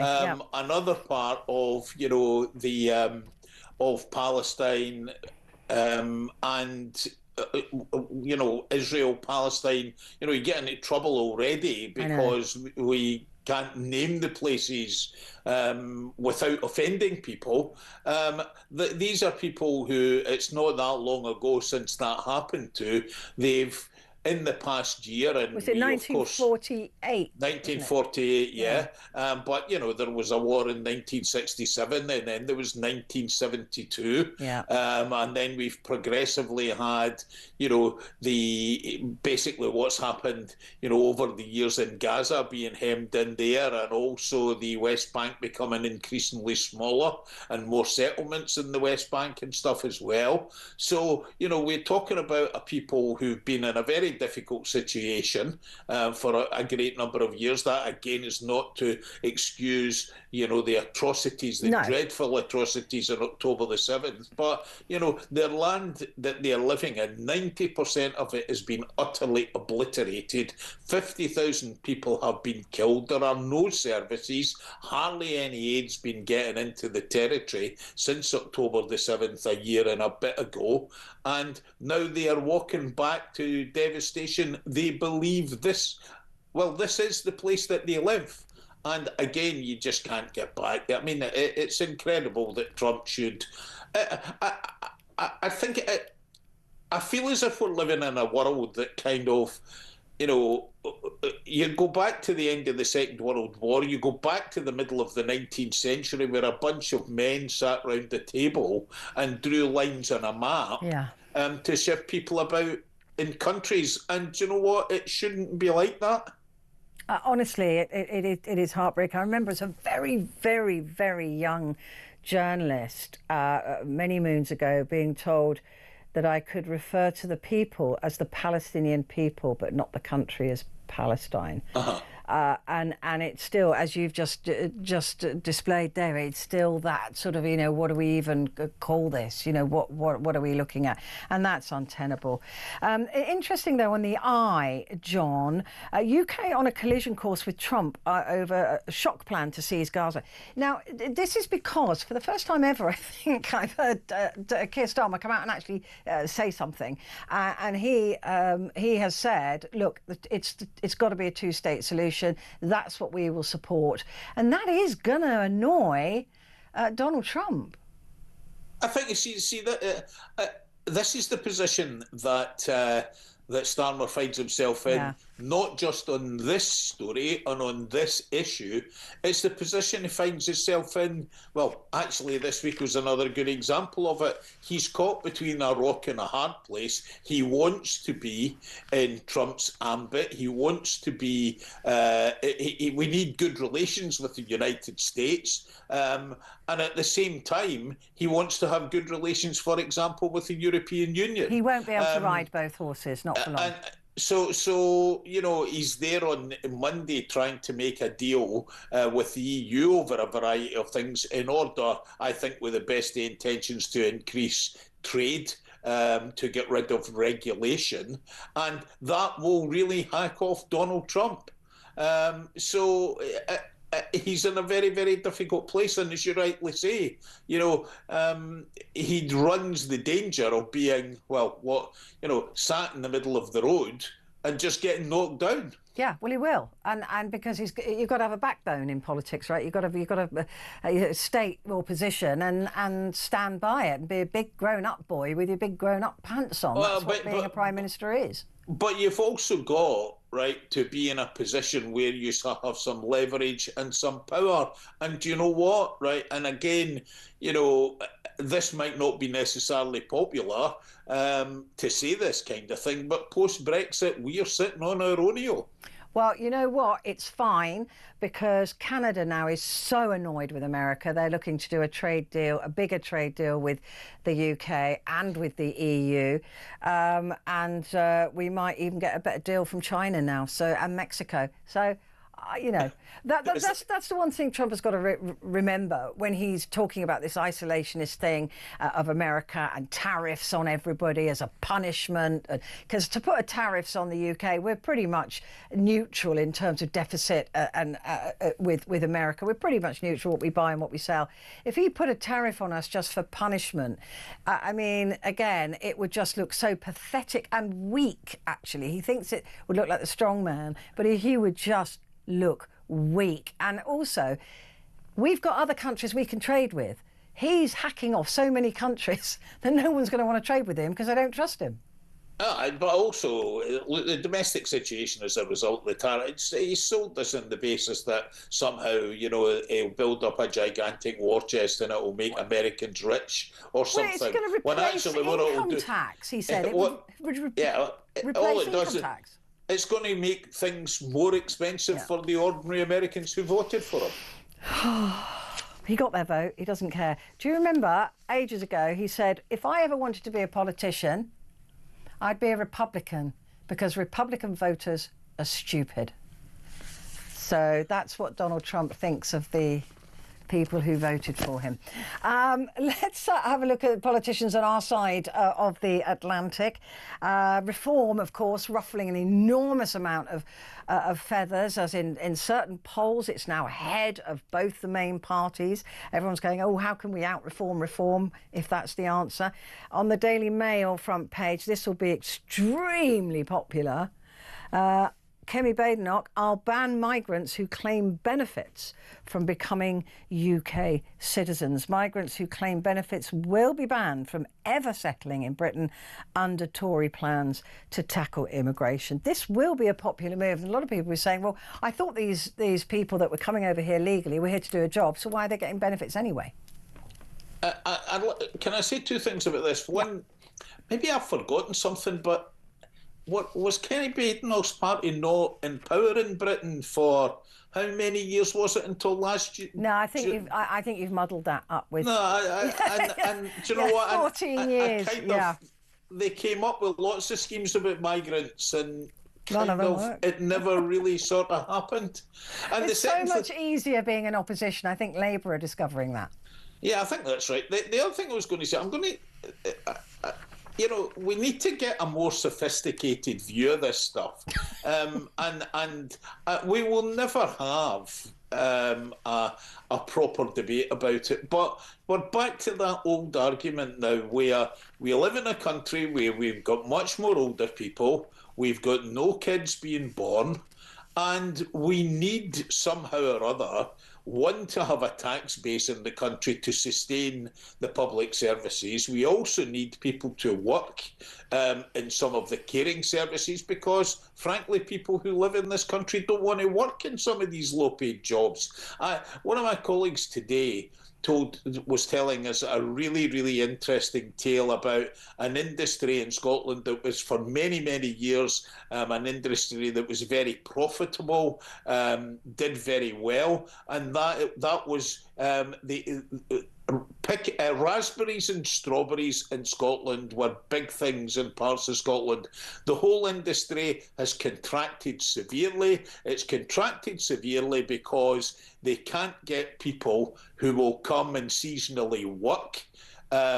Picking the strawberries and the raspberries and the blueberries and the loganberries and the tayberries, all of these things that you grew in Perthshire, for example, in Scotland, because the people who did it were low-paid migrants, mainly low-paid migrants from Europe, and they're not here anymore. Now, I'm not using this as an argument to say that we should have free movement or anything like this, but we need to be able to discuss this thing much more rationally than we're doing at the moment, and I don't think we're capable of it anymore. Well, I tell you what, in my day, it used to be pick your own. So maybe it could be pick your own potatoes, go and dig up our own leeks and onions. We just have to go and do it ourselves and pay, like we used to. But these were, I mean, what I'm talking about is that, you know, this stuff was done in an industrial scale. right? You know, and were very profitable industries in Scotland, and look, still are. But it's contracted in size. You know, we now end up in a situation where we're importing, for example, all of these fruits from Spain and other places. Yeah. No, you're absolutely right. And America, it's something else that's been lost to the country. Yeah, and America's also going to discover the same thing when its food rots in the fields, when the undocumented migrants won't pick it. John, quick break. Back in a sec.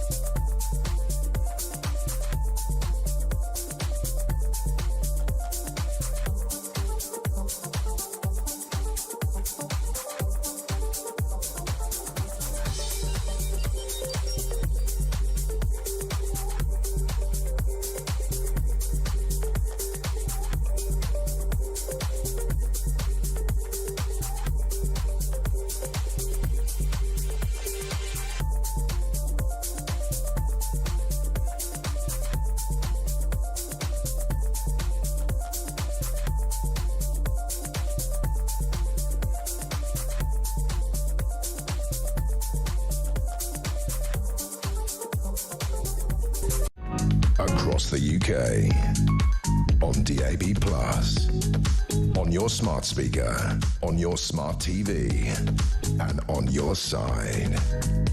This is Talk.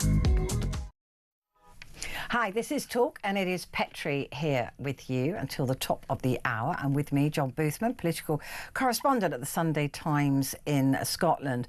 And John, just before the break there, we were talking about, you know, Kimmy Bade not coming up with this idea, reform, to take on reform. And I just wanted to chat with you about something that you've picked out that you wanted to talk about, and that is reform is absolutely livid right now, as will, I suspect, the people who are in Norfolk, Suffolk, Essex, Surrey, Sussex and Hampshire, because their local elections will be cancelled.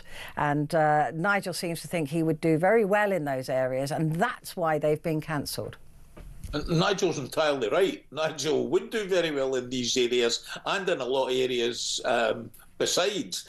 We've all focused very, very much on how well reform would do against the Conservatives, because, you know, that's what happened at the general election, although they only got, less than half a dozen seats. Yeah. You know, as you rightly pointed out earlier, there's now opinion polls around showing them in the mid-20s, above Labour and above the Conservatives. Actually, part of the big story now is how much damage they'll do to the Labour Party.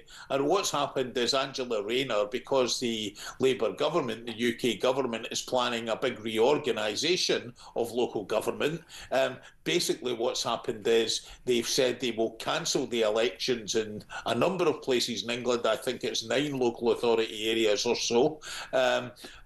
Because these elections would elect people who would only be there for a short time, and after the reorganisation, then they'll say once the reorganisation happens, then the elections could be run. But Nigel Farage, rightly, I think, very, very, very furious, right, about that being the case. I have to say, I'm not a particular fan of cancelling elections. It's kind of easy no. to come up with excuses to It's do a terrible thing to do. So that this has been done, I think, you know, that people might be quite right to be outraged. Well, yeah, I mean, nearly 6 million people will lose the ability to vote in those local elections. They don't affect London because we vote separately, so we don't have the elections here. There's no point anyway, but because it doesn't seem like if we ever get anything that we want. But it doesn't. It is outside of London that this will happen, and I would be really annoyed because a lot of people want to show their fury with the Labour government, and the only way we can do it legally is through electing. It's through a democratic system, and it feels like democracy for these people has just been stolen from them because Angela Rayner has decided she wants to, you know, reorganise the decks on the Titanic, and it just seems to be a bit rude. I mean, I think, look, a lot of money's been spent already in election organisation, according to the article that you're talking about that was in the Times earlier. You know, I don't see that it's particularly difficult not to have the elections. So I think they could have the elections and go ahead and then have more elections next year. I mean, they need to, you know, yeah. Elections are a good thing. They are they're the only thing. Right, yeah. Unless you're scared of them and then you don't want them at all. But yeah, those 6 million people, Norfolk, Suffolk, Essex, Surrey, Sussex and Hampshire will not get to vote in the upcoming council elections. That having been said, Nigel Farage is going to do very, very well in what's left. I think so, yeah. Yep. Can they run I mean, I heard from somebody who knows, right? I won't reveal my sources. That they know that they're going to do well in these local elections, and they haven't got enough people to take the jobs of the local councillors. So they're literally, people in Reform are asking their friends if they fancy a job as a councillor because they haven't got enough people in Reform to take on the jobs that they know the councils that they know they're going to win. I think, you know, one of the things that's interesting for me is that, you know, they've been in a small number of places. You know, they ended up running a couple of councils and stuff, and I think they got themselves into a lot of bother. Well, they didn't have the experience. The people.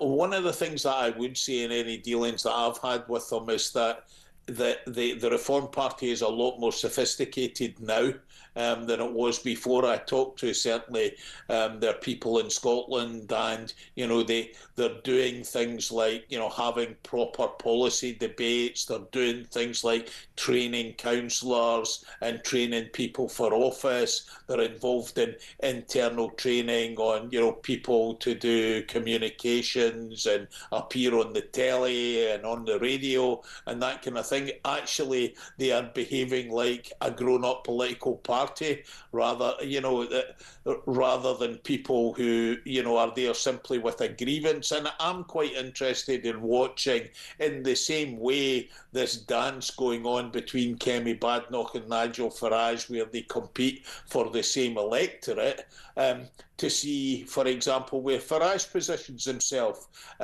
You know, we had that situation, for example, a couple of weeks ago where he had fallen out with Elon Musk. And maybe it's quite interesting to watch Farage and to watch the party becoming, I think, more like a mainstream party than an insurgent party that it was before. Look, the jury's still out and all of that, but as you say, you know, if they start, once they get into positions of power, that's where the proof is in the pudding. You know, it could be once they're in power, you will see what they're really made of, in the same way that I think both Labour and the Conservatives are looking at some of their policies and hope that by exposing their policies and attacking their policies, they can gain some advantage of it. The big policy, for example, and I think you saw some of it today at Prime Minister's question, being the policy about the health service, where Labour are certainly claiming that Nigel Farage is in favour of some kind of health insurance system, which would mean that people would have to pay. Yeah. It's certainly going to be interesting. I'd be interested to see which way Labour goes as well, because if Farage does win, let's say at a general election, that'll be the fault of Labour. It always is. It's always the left-leaning parties that fail to address the issues of the population, which sends people further to the right than they would probably naturally want to go. Because I believe most people are centrist. I genuinely do. But yeah, it'll be very interesting to see. I just want to address the Daily Star with you because it is one of my favourites. And it's not so much the front page, which I get. I mean, I love the headline. It just says, wingnut leader of free world to solve decades-old Middle East problem by seizing the ruins of Gaza and turning it into a luxury holiday resort with a big suitcase and the sign saying, wish you were here. But what made me chuckle, John, was tomorrow Trump solves global warming and Trump solves Ukraine, and then finally Trump solves Manchester United. Well, I think he might be able to solve the first couple, but Manchester United may be a step too far. Even for Donny. I have to say, some tribute to the Daily Star tonight, who managed to call Donald Trump in the front page both a wingnut and thick as a brick. Thick as a brick. Donald Trump has a cunning plan. Have you seen, just talking football quickly, did you see the sign that the Liverpool fans held up for Musk? You want to look that up? You can imagine what that was. You can imagine what it said. Basically, go away, Elon Musk. We don't want you anymore, because there was some rumour that he might want to buy Liverpool, whether it was the city, which who knows, or the football club. We don't know. I'm a fan of football banners. My favourite ever football banner was when Scotland played against Russia in one of the World Cup finals that we got to back in the day, and the banner read, well, it was Scotland versus Russia, alcoholism versus communism. On that note, brilliant, John Boothman. Thank you very much indeed. Oh, gosh, that is fantastic. Right, coming up, it is, of course, the hour that I hand over to you. It's your hour. And it means that you can phone me, we can talk, and the topic this morning is going to be about mental health care in this country. Midnight marks the day when we're all supposed to talk a little bit more about our mental health. So I wanted to start the day properly and allow you to do the same. So give me a call. We're talking about what kind of care you've had from the mental health care in this country. And really, when we look at the problems and the issues with mental health, what on earth could fix it? What on earth could be the answer? But I want to hear your stories. The number 0344 499 1000. Get ready to give me a call. The hour is entirely yours.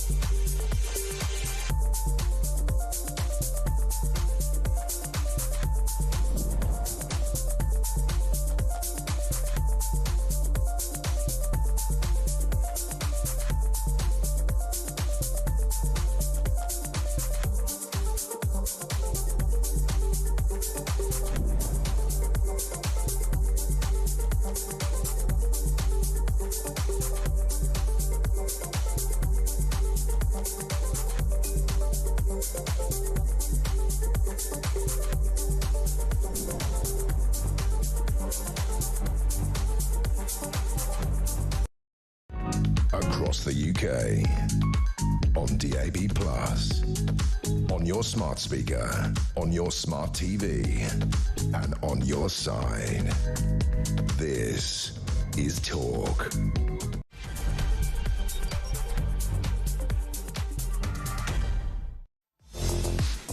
Well, hello and a very good morning to you. It is Thursday, the 6th of February, and today is the day that we are supposed to talk more about our mental health. It's Time to Talk Day. So what better way to start Time to Talk Day by giving you the time and the space to talk about your mental health issues and to talk about the mental health care, I use in inverted commas, a journey that you may or may not have been on, or you've tried to source for a family member or a loved one. This is because today it was the family of the killers in Nottingham who came forward. They had a press conference today, basically, and they were talking about the impact that these murders had on them, and they were demanding that people who were ultimately responsible for allowing this killer, Valdo Calacane, should be named in the same way the judges were named on the Sarah Sharif murder. They'd wanted anonymity. But the families are calling for these people to be named. They said it's the only way really to get accountability into the system, that in the future people may fear being named, and they will step forward and do the right thing. My fear with that is that if you're scared of being named, you might not want to step forward at all, right? You just go, oh, well, look, if I could get into trouble for this, I'm not going to do anything. But anyway, that's what they want. And they also want a retrial, and I can understand that as well. But that's not what we're not specifically talking about this case, although it is indicative of an absolutely broken and failing system. And I'm sure if you have mental health issues, I don't need to tell you that the system is failing and broken. But you do need to tell me, because I don't really... Look, I saw today that there was a member of Reform who was suggesting that depression is the new bad back. In other words, he's saying, or they're saying, that you're making it up. You're making it up to get benefits. And look, I'm sure there are some people who are just lazy and feckless and making it up, the same as those people who pretend to have a backache, right? But for those of you who really genuinely do have mental health issues, that is distinctly unhelpful, because you'll be the next victims. You're the next people that we all collectively are taught to hate, right? You know, like immigrants or old people. It's now going to be people with mental health problems because you're making it up. That'll be the next narrative. It's coming down the pipe right now. So I just wanted really for people to hear, other people to hear perhaps, the reality of a mental health issue. And perhaps they won't be quite so quick to judge other people who say that they're feeling mentally unwell. They won't go, oh, just pull yourself together, oh, you'll be fine, just get on with it, or whatever useful advice that those people you are given by your friends and family. What was it like when you... Is your work very supportive? Was the NHS supportive? Was your GP supportive? How has it been, the whole journey through your mental health issues? And before we go to the phones, there's a voice note that's coming, which you can send, by the way. I'd rather talk to you, but you can send a voice note to 03444991000, the same number that you used to call. This is from Melanie in Suffolk. Hi, Petrie. I've been in the mental health system for 20 years. I was diagnosed a long time ago now with bipolar, and I have worked my fingers to the bone. Even when I was in a women's refuge and they wanted me to give up my job, I insisted on working because I wanted to give my kids a good foundation. And luckily for me, I have battled it, but my children have all grown up well. I've taken them around the world. I've worked and worked, but I didn't use my mental health as a weapon when it came to not working. I wanted to show my kids that you could work no matter what. Unfortunately, recently I have been struck down with osteoporosis. So navigating the non-work situation is really difficult for me, and there is not a lot of help there for you to do so. But I wish I could work again. I don't think mental health is a good enough excuse for people to skive off work. I think it does you good to get out there, have a purpose, and set your kids a good example. Interesting. Melanie, thank you for that. Listen, I agree with you that work is about more than just earning a living and being part of the society that you live in, paying into the society. It is about your mental health. It's extremely important to me anyway, to be able to go to a workplace and hang out with my colleagues and my friends that I've got here, and we have, while we're working, it's collegiate, it's lovely, it's nice, and it is important. And you should be so proud of yourself that you were able to, through your mental health issues, to push forward in the way that you did. And I suspect there are a lot of people with mental health issues who could do the same. But there are those with very specific mental health issues that mean that they can't even get out of bed, or they can't leave the house. Those people who get so anxious, people who have panic attacks. I have my fair share of panic attacks.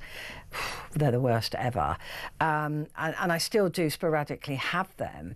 But if I had them, because I know what they're like, if I had them, some people have them all day.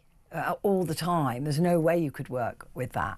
So I think we have to be mindful that although you were, you pushed yourself through it, you were able to do it, and it's real kudos to you, really, that there will be those people who simply can't. I don't know in what numbers. I'm not a specialist in this, but I do agree with you that for mental health, working is extremely good for you, for your mental health. So I do agree with that. And I'm sorry about your osteoporosis. Maybe isn't this government supposed to be helping you get back to work? I don't know. Who knows what they're doing anymore? I'm confused. But Melanie, brilliant voice message, by the way. Thank you very much indeed. Very good comments to start off with. So Melanie's saying she doesn't think that having mental health issues is a good enough reason to not work. A lot of people would agree with that. Some of you with those conditions might like to call me and tell me that there are some cases where you just can't work.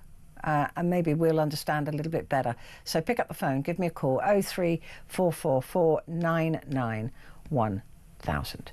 Let's go to Alison now, who's in Buckinghamshire. Good morning, Alison. Good morning, Petrie. How are you? I'm very well. How are you? Yeah, I'm not too bad, thank you. Good.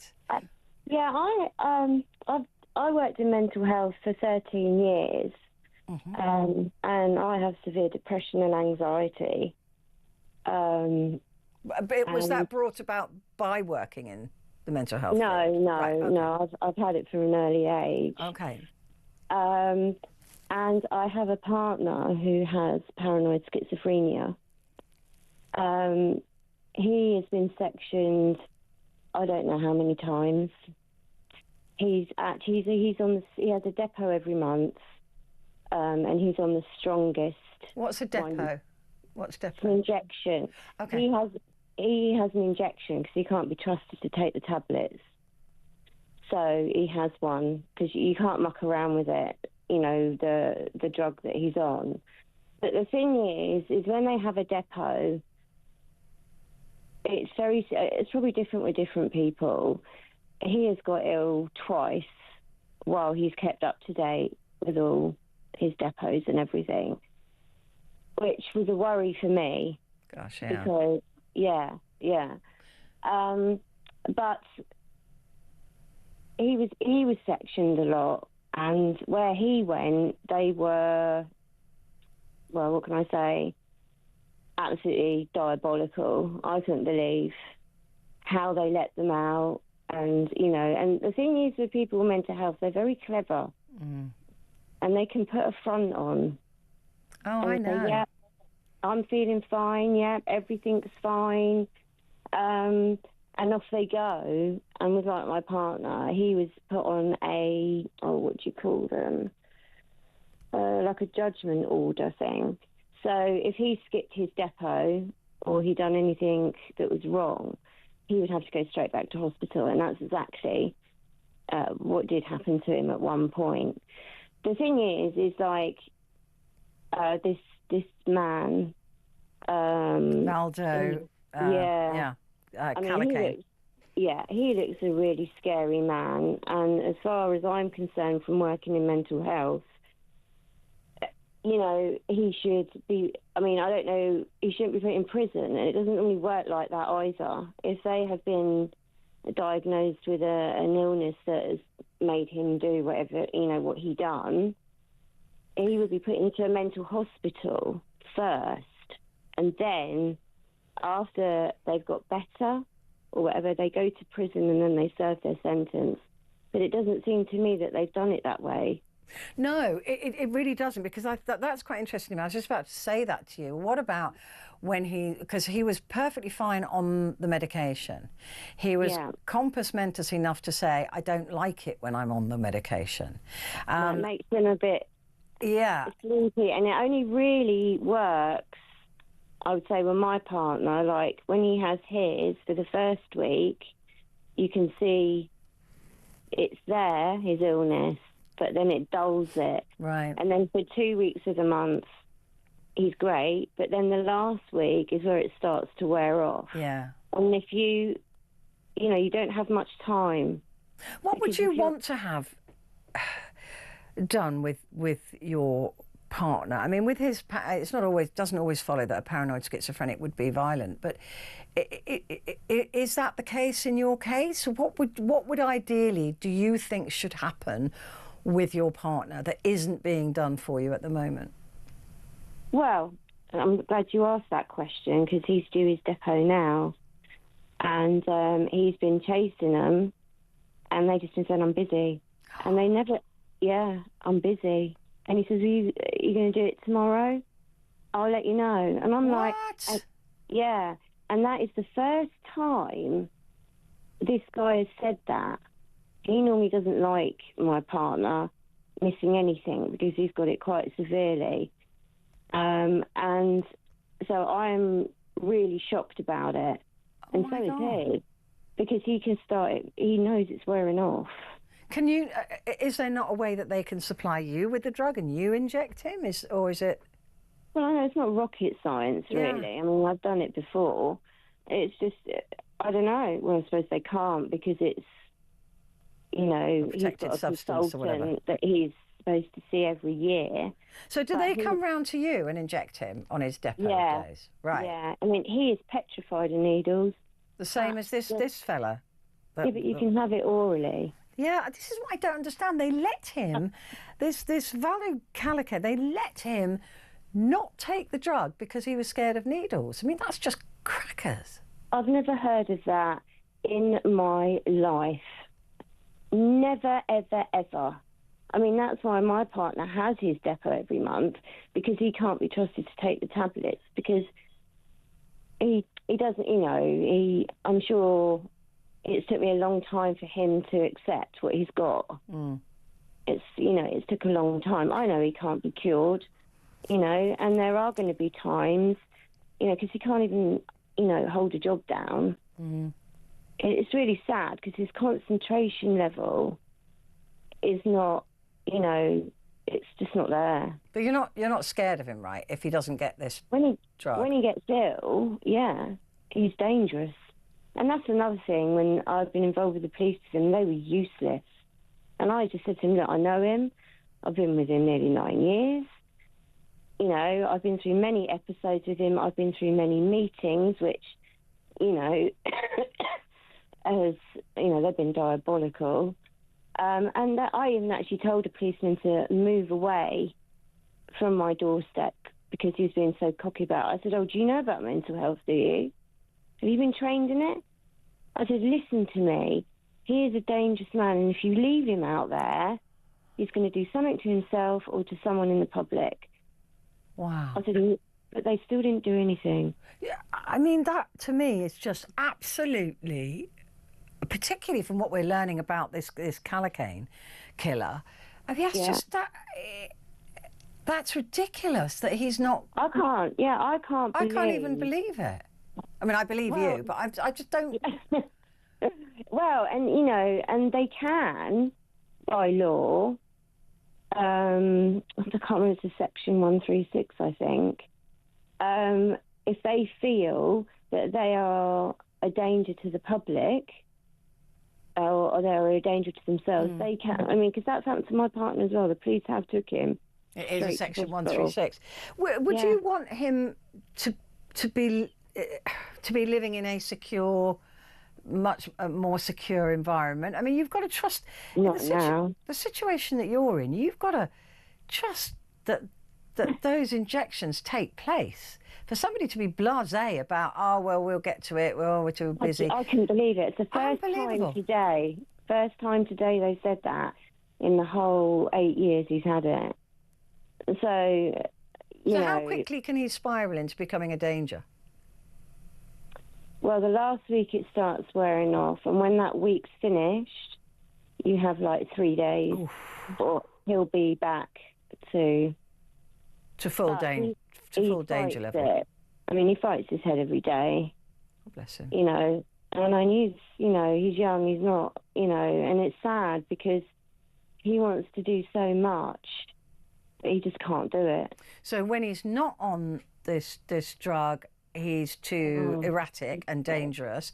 When he is on this drug, he's too sleepy and lethargic. Yeah, he gets very sleepy. But that's what I argued with his consultant about. We had a big meeting, and I had to actually take him off one drug because he was in bed drooling. He couldn't function. I was bringing his food up to him, and I said, I'm not giving it you anymore. So they called me in, and the chairman let me speak at, like, it was a proper, it's like, what do you call them? I don't know. They all sit around a big table. Yeah, I've had to do those for my brother, yeah. Conferences. And I said to him, I said, that I am not letting him live like that. There is no quality of life. And he said, did you take him off it? I said, yeah, I did. I said, because it's not acceptable. I said, if I'd have done that to any of my patients, my boss would have kicked me out of my ear. And even if some of them did get like that on the medication, we would take them off it.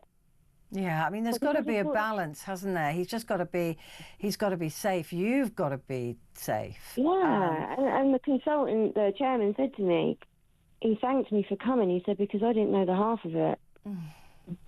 So what happens now, Alison?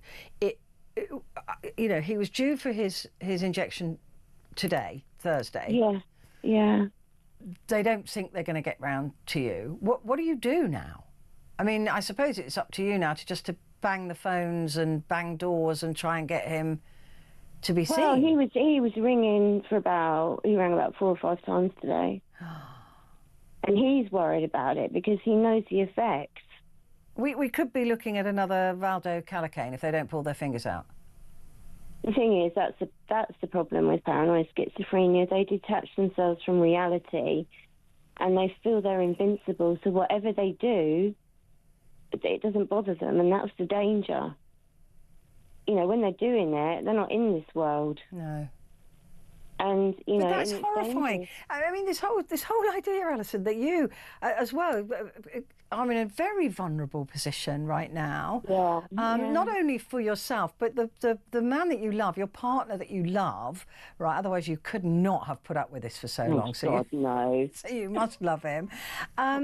You're both in danger now, and we've seen what happens when people come off their meds. And still, they're not keen on just rushing round and doing it. Well, I'll be having a word tomorrow. Oh, have several. Oh, God, I'll be having more than that. And throw a few rude ones in as well.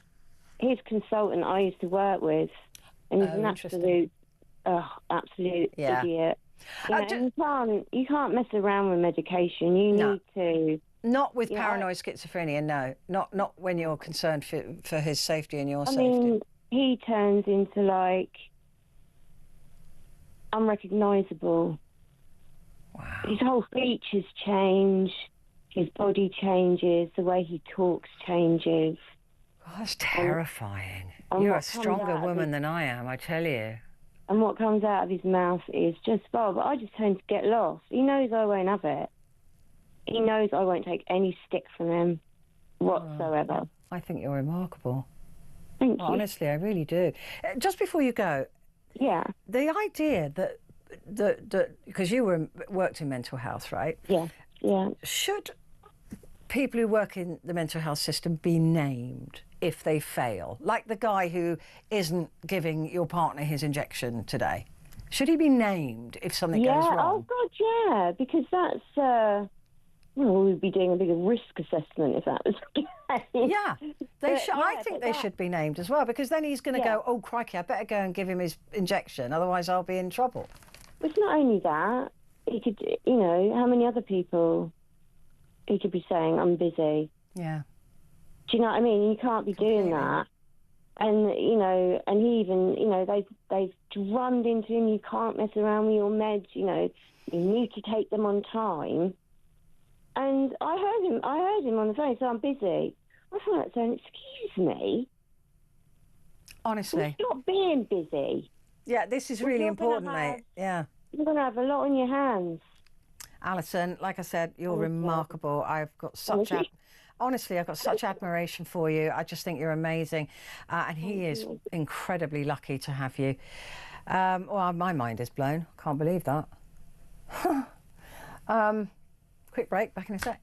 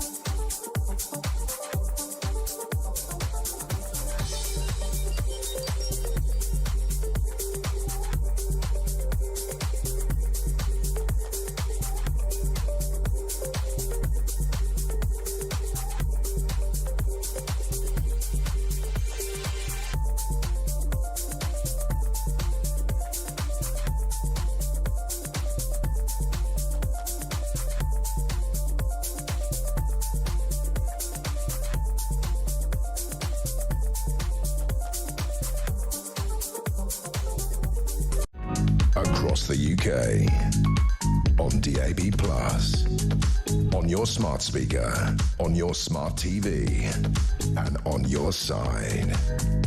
This is Talk. Hi, good morning to you. That was an extraordinary conversation with Alison and her about her partner just now. My jaw is on the floor. I just want to give out some helpline numbers, because I realise that these calls can be a little bit perhaps triggering or taxing or difficult to hear. So let me give you some numbers. There's Mind.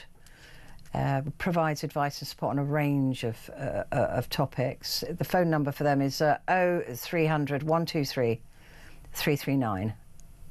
0300 123339, or it's mind.org.uk. Rethink Mental Illness as advice, offers practical help and information for anybody affected by mental illness, and that number is 0808 801 0525, 0808 801 0525, and the website is rethink.org. And of course, if you do have access to the internet, you can always go to talkTV, talk.tv/helplines, and they are all there.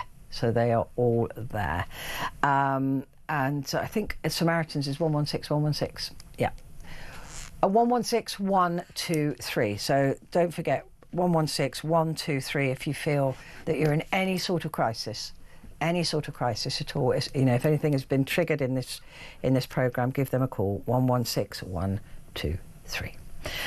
Right, Ian has sent a message saying, Petrie, I suffer from epilepsy, bipolar and schizophrenia, and one of my meds are a depot every month. I've never heard this term depot before. Are a depot every month, and if I don't have it, then I suffer beyond belief. So to all of your listeners, be warned, take your medication no matter what. Ian, thank you for that. That is a very good advice. They are a depot. Must be an abbreviation for something. Right, let's go to the phones now. Kevin is in Hull. Hello, Kevin, how are you? Good morning, Petrie. Good morning. Yeah, I loved John Buford. I thought he was marvellous. He is marvellous. Yes, he is. Basically, I work in mental health. Mm-hmm. Okay. And it is medium to extreme. Your patients are medium to extreme sufferers? Yep. Okay. Yeah, right. But they all live in house. They're not out in the public. Okay. I didn't think we had in-house mental health care anymore. Oh, yes, we do. Unless it's at the... Oh, yeah, you said it's at the extreme end. Right. Yes. Okay. All I was trying to say was basically I've worked there for 4.5 years, and during lockdown it was crazy because they were allowed to go out with supervision, and they couldn't get their head round what COVID was. We said it was a cough, but in their minds, well, a cough only lasts 2 weeks. Right. And basically, it was a nightmare. But what I'm trying to say is, with the right medication and the supervision, they are great. And they are so loving. I mean, there's this thing about negativity. They're like children. Mm. They're like children with needs. But certainly the idea of any care in the community is just a myth, isn't it? Well, what's a myth? Community health teams that are supposed to keep an eye on them, and social workers that are supposed to visit them at home. It doesn't look like it's a model that's working. The model you're talking about, where they're cared for in a safe environment. Yeah, 14 hours a day, one-to-one, and then a night shift. Yeah.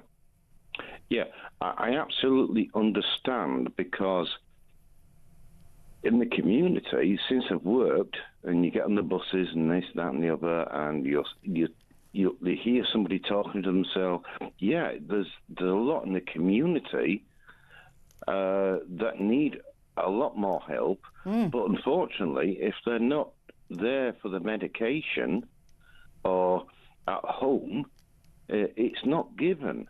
So I think there's a massive flaw on the secondary people that need help. Yeah, I mean, what about? I know as a practitioner, it's probably not something you want to comment on. But when you hear about somebody like Valdo Calacane, who was known, he was sectioned 4 times. He was known as a problem patient that didn't want to take his medication. He was known to be afraid of needles but couldn't be trusted to take pills. Even social workers that had to interact with him weren't allowed to go and do that on their own. This is not a person that should have been in the community, surely. No, he should have been in one of our houses. Exactly. Yeah. Definitely. 14 hours care during the day, and then nighttime staff. But I suppose the problem is, though, that if he were to be taking the medication, he would be fine. So he'd be in one of your homes and probably not needing 14 hours a day care. But when he was off his meds, he was a danger to the public. And I guess that is the sort of problem area, isn't it? Yes, it is. Why wasn't he sectioned into? Sectioned is the wrong word, but you know what I mean. Is a control order? Yeah. Control order into a care home for a couple of months, see how he goes, and and therefore, once he's normalised and he understands he needs his meds, he can go outside of the home.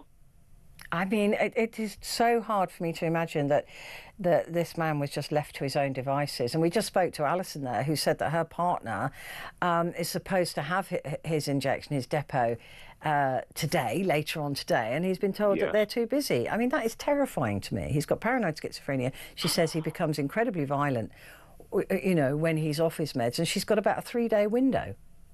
Well, unfortunately, I work in that environment, and my daughter has been diagnosed as schizophrenia. Gosh. Yeah, so it's the joke, and you've got to be jolly, and you've got to be, and I'm saying, no disrespect, I'm going from one madhouse to another. Yeah. Yeah, no, I understand what you're saying. Do you think, as the families of the victims of Callocane, do you think that people should be named that work in mental health? Yes, if they yes, oh, you don't. You're somebody who works there. If I faltered in any way for £11.20, name me by all means. Really? By all means. See, I find that really interesting. Both you and Alison, both work in the mental health system, and you both think that if you mess up, you should be named. Yes. Wow. Whether it's medication or caring that contradicts their care. Yeah, absolutely. Yeah. Do you know what? That has lifted my little heart. That has. That you're prepared to take that responsibility where others wouldn't. Yeah, but it comes in boundaries, because we have parents visiting or whatever, and we like Kevin, or he's a nice guy, and it's great. It's great. Yeah. It's a normality, and it puts everybody at rest, even me. It's you become on You're doing such a valuable job. I mean, I'm in awe of you as well now. Thank God. Yeah. Do you know what? I love this phone-in because I had no faith in humanity when I stepped into this studio 2 hours ago. And now I'm beginning to get faith back in humanity. Thank you. Well, Petrie, it's lovely to listen to you talking of an evening, in a morning, and I find it all interesting. I really do. Good. I'm so glad. And you were now part of that. That was an absolutely brilliant call, Kevin. Thank you. And like I said, you've honestly giving me faith back into humanity, because I was ready to give up on the lot of you, to be frank, before then. But I'm not anymore. Oh, by the way, a depot, thank you, Gabriella, a depot injection is a slow-release form of medication. So the injection uses a liquid that releases the medication slowly so it lasts a lot longer. Depot injections can be used for various types of drugs, including some antipsychotics. There you go. Now I know what a depot is. Every day is a school day. I'm going to take a quick break. If you want to join in the conversation, I'd love to hear your voice. 0344 499 1000.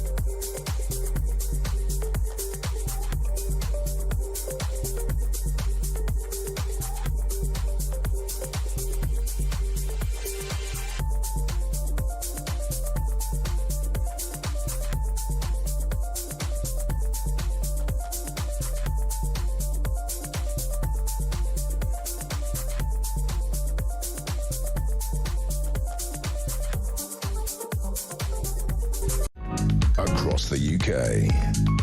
On DAB+, on your smart speaker, on your smart TV, and on your side. This is Talk.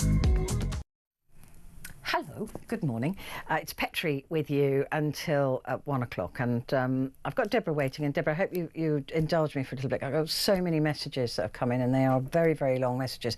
So I'm going to try and edit on air. So forgive me if I miss out something that you feel that I shouldn't have missed out. But there's a lot, and I read them all, I promise you, and I appreciate it. I just want to read the bits on air. Vicky, the massive problem is with the funding of mental health support services. The whole system is a shambles. Finally, after months or years of waiting, patients are given a treatment plan, but there's not enough resources to follow up these community treatment orders, which then leads to professionals leaving vulnerable patients at risk due to numerous reasons, but often because there's not enough specialist support, whether it be resources, financial or physical staff to facilitate. Why do we treat broken legs so seriously and not broken brains? I think the stigma of mental health is slowly lifting amongst the public, but it's still not deemed serious by those in power, unfortunately. And that's from Vicky. Thank you. Very good points. This one is this long. So I'm going to try and read through as much of it as I can. It's anonymous. Where to begin to tell you how badly my family and I have been let down by the mental health services. A few years back, I developed depersonalisation and derealisation. It's a dissociative disorder from extreme stress. We were in real danger of losing our house. I was trying to be a good, caring daughter to a very unhappy widower dad. Anyway, I had no idea what happened to my brain. I couldn't eat, sleep, feel any emotion for my children or my dad. Everything looked weird. My hands and legs didn't feel as though they belonged to me. If I looked outside, everything was 2D. I should have been terrified, but I couldn't feel anything. Well, that is the sign, isn't it? I assumed I'd somehow stressed myself so much. I told the mental health professionals, but they continued told me it was depression. The experience of being in the hospital was she was sectioned. It was so awful. Some of the staff treated me very badly, including locking me out of my room to make me socialise. Socialising while being completely disassociated is rather a challenge. And she goes on, after I was released and no better with the threat of being sectioned again, I ran away from home for a few days, slept rough. Gosh, I was in the local news and it was a total nightmare. Very lucky for me, one afternoon I was back home, desperate to end it all, as I thought there was no life with this brain damage. A young relative was sat with me while I took a call from a psychiatrist plus a care coordinator, and I told them again what was happening to my brain. I came off the phone ready to give up, and they suggested I needed hospitalisation again, and my relative excitedly said, "I think I know what's wrong," and read out the symptoms. I was so relieved, and eventually I was given medication that stopped it completely. Oh my gosh. And I didn't need the care. It was as if the DPDR had never happened. I was so happy to love my family and beautiful dogs again, to really enjoy food again. Boy, did I eat a lot. Everything is mental health related is so stigmatised. I had to move town. People weren't particularly horrible, but they stared and avoided me. I was told I was brave for living in my town. I knew I'd never have a normal life there again. I'm still processing what happened to me, but I'm absolutely fine. Otherwise, I'm an extremely resilient person. I mean, and she hasn't even been offered an apology. I'm so sorry you went through that. And it just takes a bit of care, doesn't it, for somebody to say, well, actually, this is what it is. And your young relative Googled it, for goodness sake, and found out what it was. That's just crackers. I don't get that. Anyway, Deborah is in Ealing. Thank you for being patient, Deborah. I just wanted to make sure that they had their voice too. Tell me your story. Well, basically, I'm under mental health, but I think there's so many different aspects and to different degrees. You can look upon people every day and think they look pretty normal. They might go to the shop, or they might, just wander out for a little walk. You think everybody's normal, but really deep down they're suffering severely, and no one really knows what goes on in their mind. I've been suffering with it through a very traumatic situation that happened a few years ago. it really sort of messed up my mind and my confidence, anxiety. The word depression is always looked at, oh, depression, that doesn't mean anything, you know, it's just a word. Well, it's not. It actually really, really affects you. And people think depression is one thing, right? Yeah. That it's just feeling a bit sad. And it absolutely isn't. It so isn't. It's panic attacks, anxiety, fear. For me, you get all sorts of different, what do you call it? You know, like these things happen to you. You kind of more expecting it, so you sort of try to stay away from them situations. Or if you think about, right, I'm going to pop to the shop, you think, oh no, I won't go to the shop because if I do, I might have an anxiety attack. You know, who's following me? But to look at me or to see somebody like myself, you think we're absolutely normal. And that's sort of my situation that's been going on. But you went through something that I don't think that I would ever. I wouldn't even be able to be talking. Because my son. Yeah. Yeah, well, basically, my son was the most intelligent, happy-go-lucky, self-employed person, and all of a sudden there became a little situation in his marital life, and we knew that he was a little bit depressed. He had a little boy, and there was a bit of problems with the two original children, you know, sort of meeting with the little boy, and one wanted it and one didn't. It caused depression. It caused him a hell of a lot of guilt. He used to talk to me and his brother, who is very close to, only 14 months apart. You know, we kind of knew what road he was going down, and I used to say, look, you know, you need to go, you must go and get some help. But the problem being is, people turn around and they say, oh, people use mental health, they just don't want to work. Well, for him, this is a total opposite, and it just goes to show he couldn't get help because of his work, because of him being self-employed during the day and working for Network Rail at night and being a top spick and being the top of a lot of people. He was working on railway lines and things like that. If he went to get help, straight away, it would have been his job would have been informed. He would have then not been able to work. He had bills to pay, rent to pay. This was just very closely after COVID. And so not only financially was he suffering was suffering in his personal life. And in the end, at the age of 37, we christened his little boy, 9 months old, went to the christening. I left him at 8:30. I kissed him on the cheek. I said, all right. And he said, all right, Mum, I'll see you tomorrow. I said, fine. 12:30 that night, got the phone call, and he took his own life. And it was just so not out the blue. I mean, we knew he had depression and he was suffering in his mind in a sense of, you know, dealing with his own demons but not talking about them. He spoke to me about them, and I tried to help him as much as I could, and tried to spend time with him as well, because me and his brother were quite worried, and his dad. In the end, like I said, 37 years old in May 22, out the blue, 4 hours after leaving him, got a phone call that he'd taken his own life. Deborah. And, you know, I remember I took a picture of him. He looked so smart that day. I took a picture of him. I said, oh, you look lovely in your suit. And he said, oh, thanks. I said, can I get a picture? And he went, yeah. And he sort of posed. I got the picture, and I left, kissed him on the cheek, kissed me on the cheek. We got a good few photos that day. And like I said, by 12:30 that night, he was gone, never to be seen again. And it was the most devastating. I mean, it's 3 years in May, but... Oh, my God, no. I mean, honestly, I don't know how you're still functioning. I really don't. I don't know how I got through it. The day of his son's christening, I mean, you just wouldn't... Yeah. Yeah. You know... The day of his son's christening.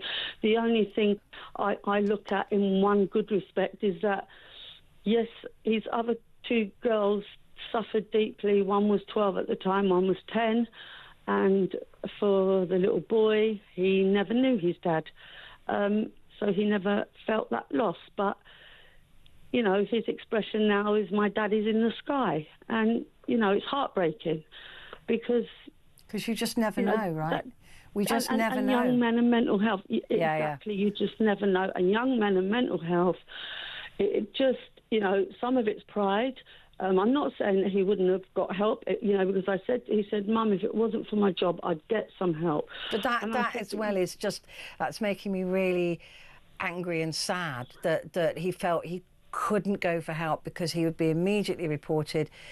Exactly. And what should have happened is that company should have had a policy to say, look, if you do have mental health issues, just so you know, there is this help for you, and if you, and we will put you on desk duty or something, anything, because it's got to be taken much more seriously than that. I mean, that is, I'm broken for you, Deborah. I cannot. Well, I don't know how me and his brother got through it. His brother turned to drink. He was in a really bad way. He ended up going into residential rehab. He's come out the other side now. So, like I said, every day is one day at a time. There's not a day I don't go past where I don't think of him. You sit here, you look around, you see his photo, and it's funny, the photo that I've got on my mantelpiece is the photo that I took in his suit. And it's just an every single day reminder on top of the traumatic situation that we both had a few years ago. We ended up losing him.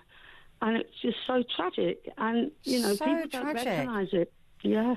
And like I was saying, today is Time to Talk Day. And I hope that when people are listening, Deborah, that they realise they've got to reach out to people and send a text message, give them a call, see how they are.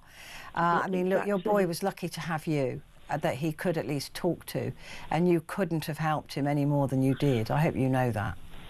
I tried, and I tried. His brother tried, but there was also another incident not so long ago where his brother just having a bad day. I mean, we sort of hate the month of May. His birthday's coming up next week. We hate that. That is a really traumatic day for us. His brother had a really bad day one day, a couple of weeks ago. I personally had to contact emergency mental health. And you must be terrified all the time. Oh, my God. I'm living in fear every day. And not only that, they passed me from $1. So I rang the police to go. The police had called the ambulance. I rang the ambulance had called the police. The police said, is he under mental health? I said, yes. They said, call the mental health emergency. I called the mental health emergency. They said, oh, you've got to call an ambulance. I was pushed backwards and forwards from one to the other constantly. In the end, the police did arrive with him, and his dad was actually with him that day, and luckily I couldn't get to him. It was just unfortunate. Somebody hit my car that particular day, that very time, and I was stuck in a situation I couldn't get to him. In the end, mental health, it was just awful. Honestly, Deborah, of course you're stressed and paranoid and worried all the time. I mean, that it makes perfect sense to me. Deborah, you are again an inspiration to me. Honestly, thank you. I've got to take a break.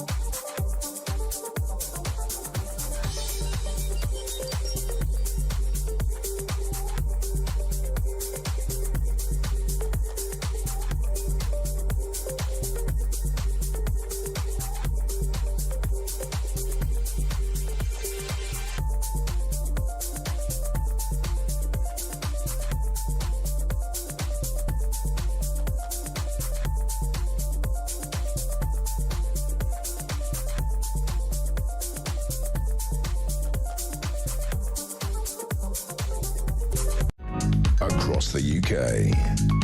On DAB+, on your smart speaker, on your smart TV, and on your side. This is Talk. Hello, good morning. Wow, some really tough calls this morning. I'm so proud of you for making them. I genuinely am. You know me, if you listen to this show, that I wouldn't say that if that wasn't true. I think you're remarkable, and I do think that it is important that we all recognise that a lot of people are going through some really, really bad stuff right now, and it is time to talk day, right?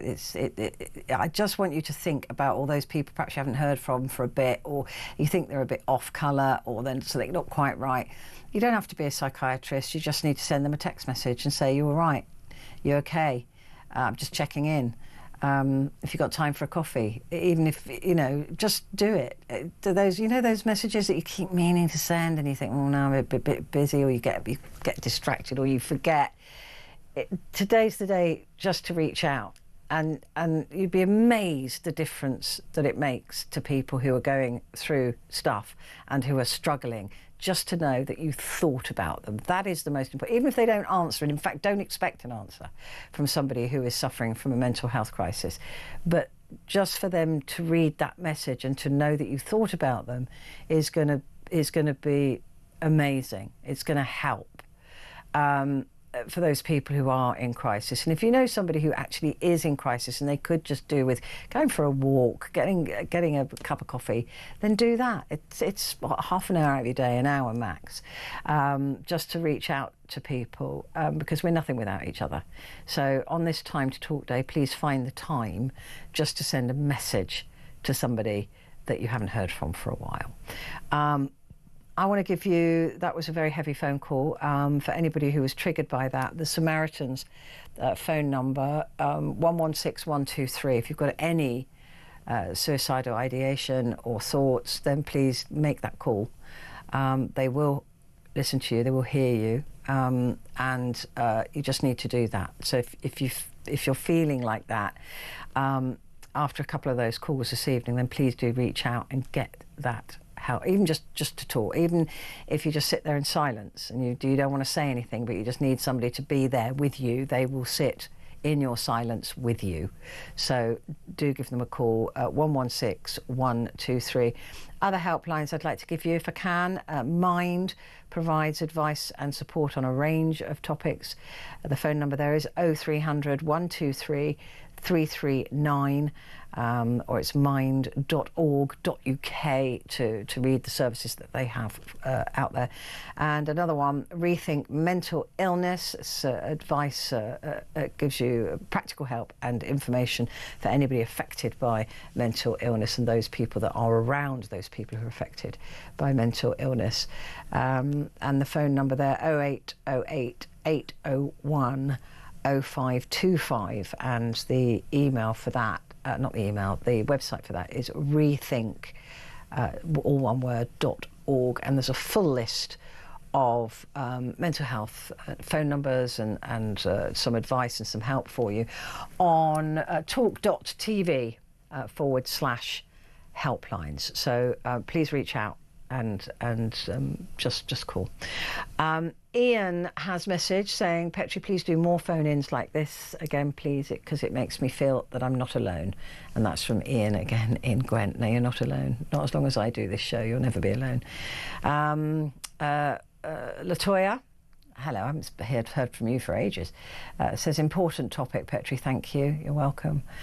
And this one, I have mental health issues, and the whole rhetoric about mental health being the new bad back has lost me friends. I have been sectioned, restrained and injected against my will, yet some people think I'm making it up so that I can claim the sum of £800 per month for not being able to work. That's what I get as a single disabled person.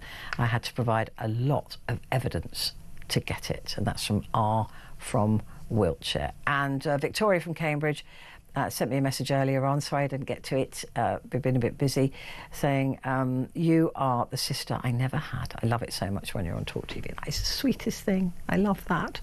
But look, like I said, Time to Talk Day, reach out please. Look, mental health, the fact that some people are saying that mental health issues are the new bad back is distinctly the most unhelpful thing that I could ever imagine, particularly if you're suffering with your mental health issues.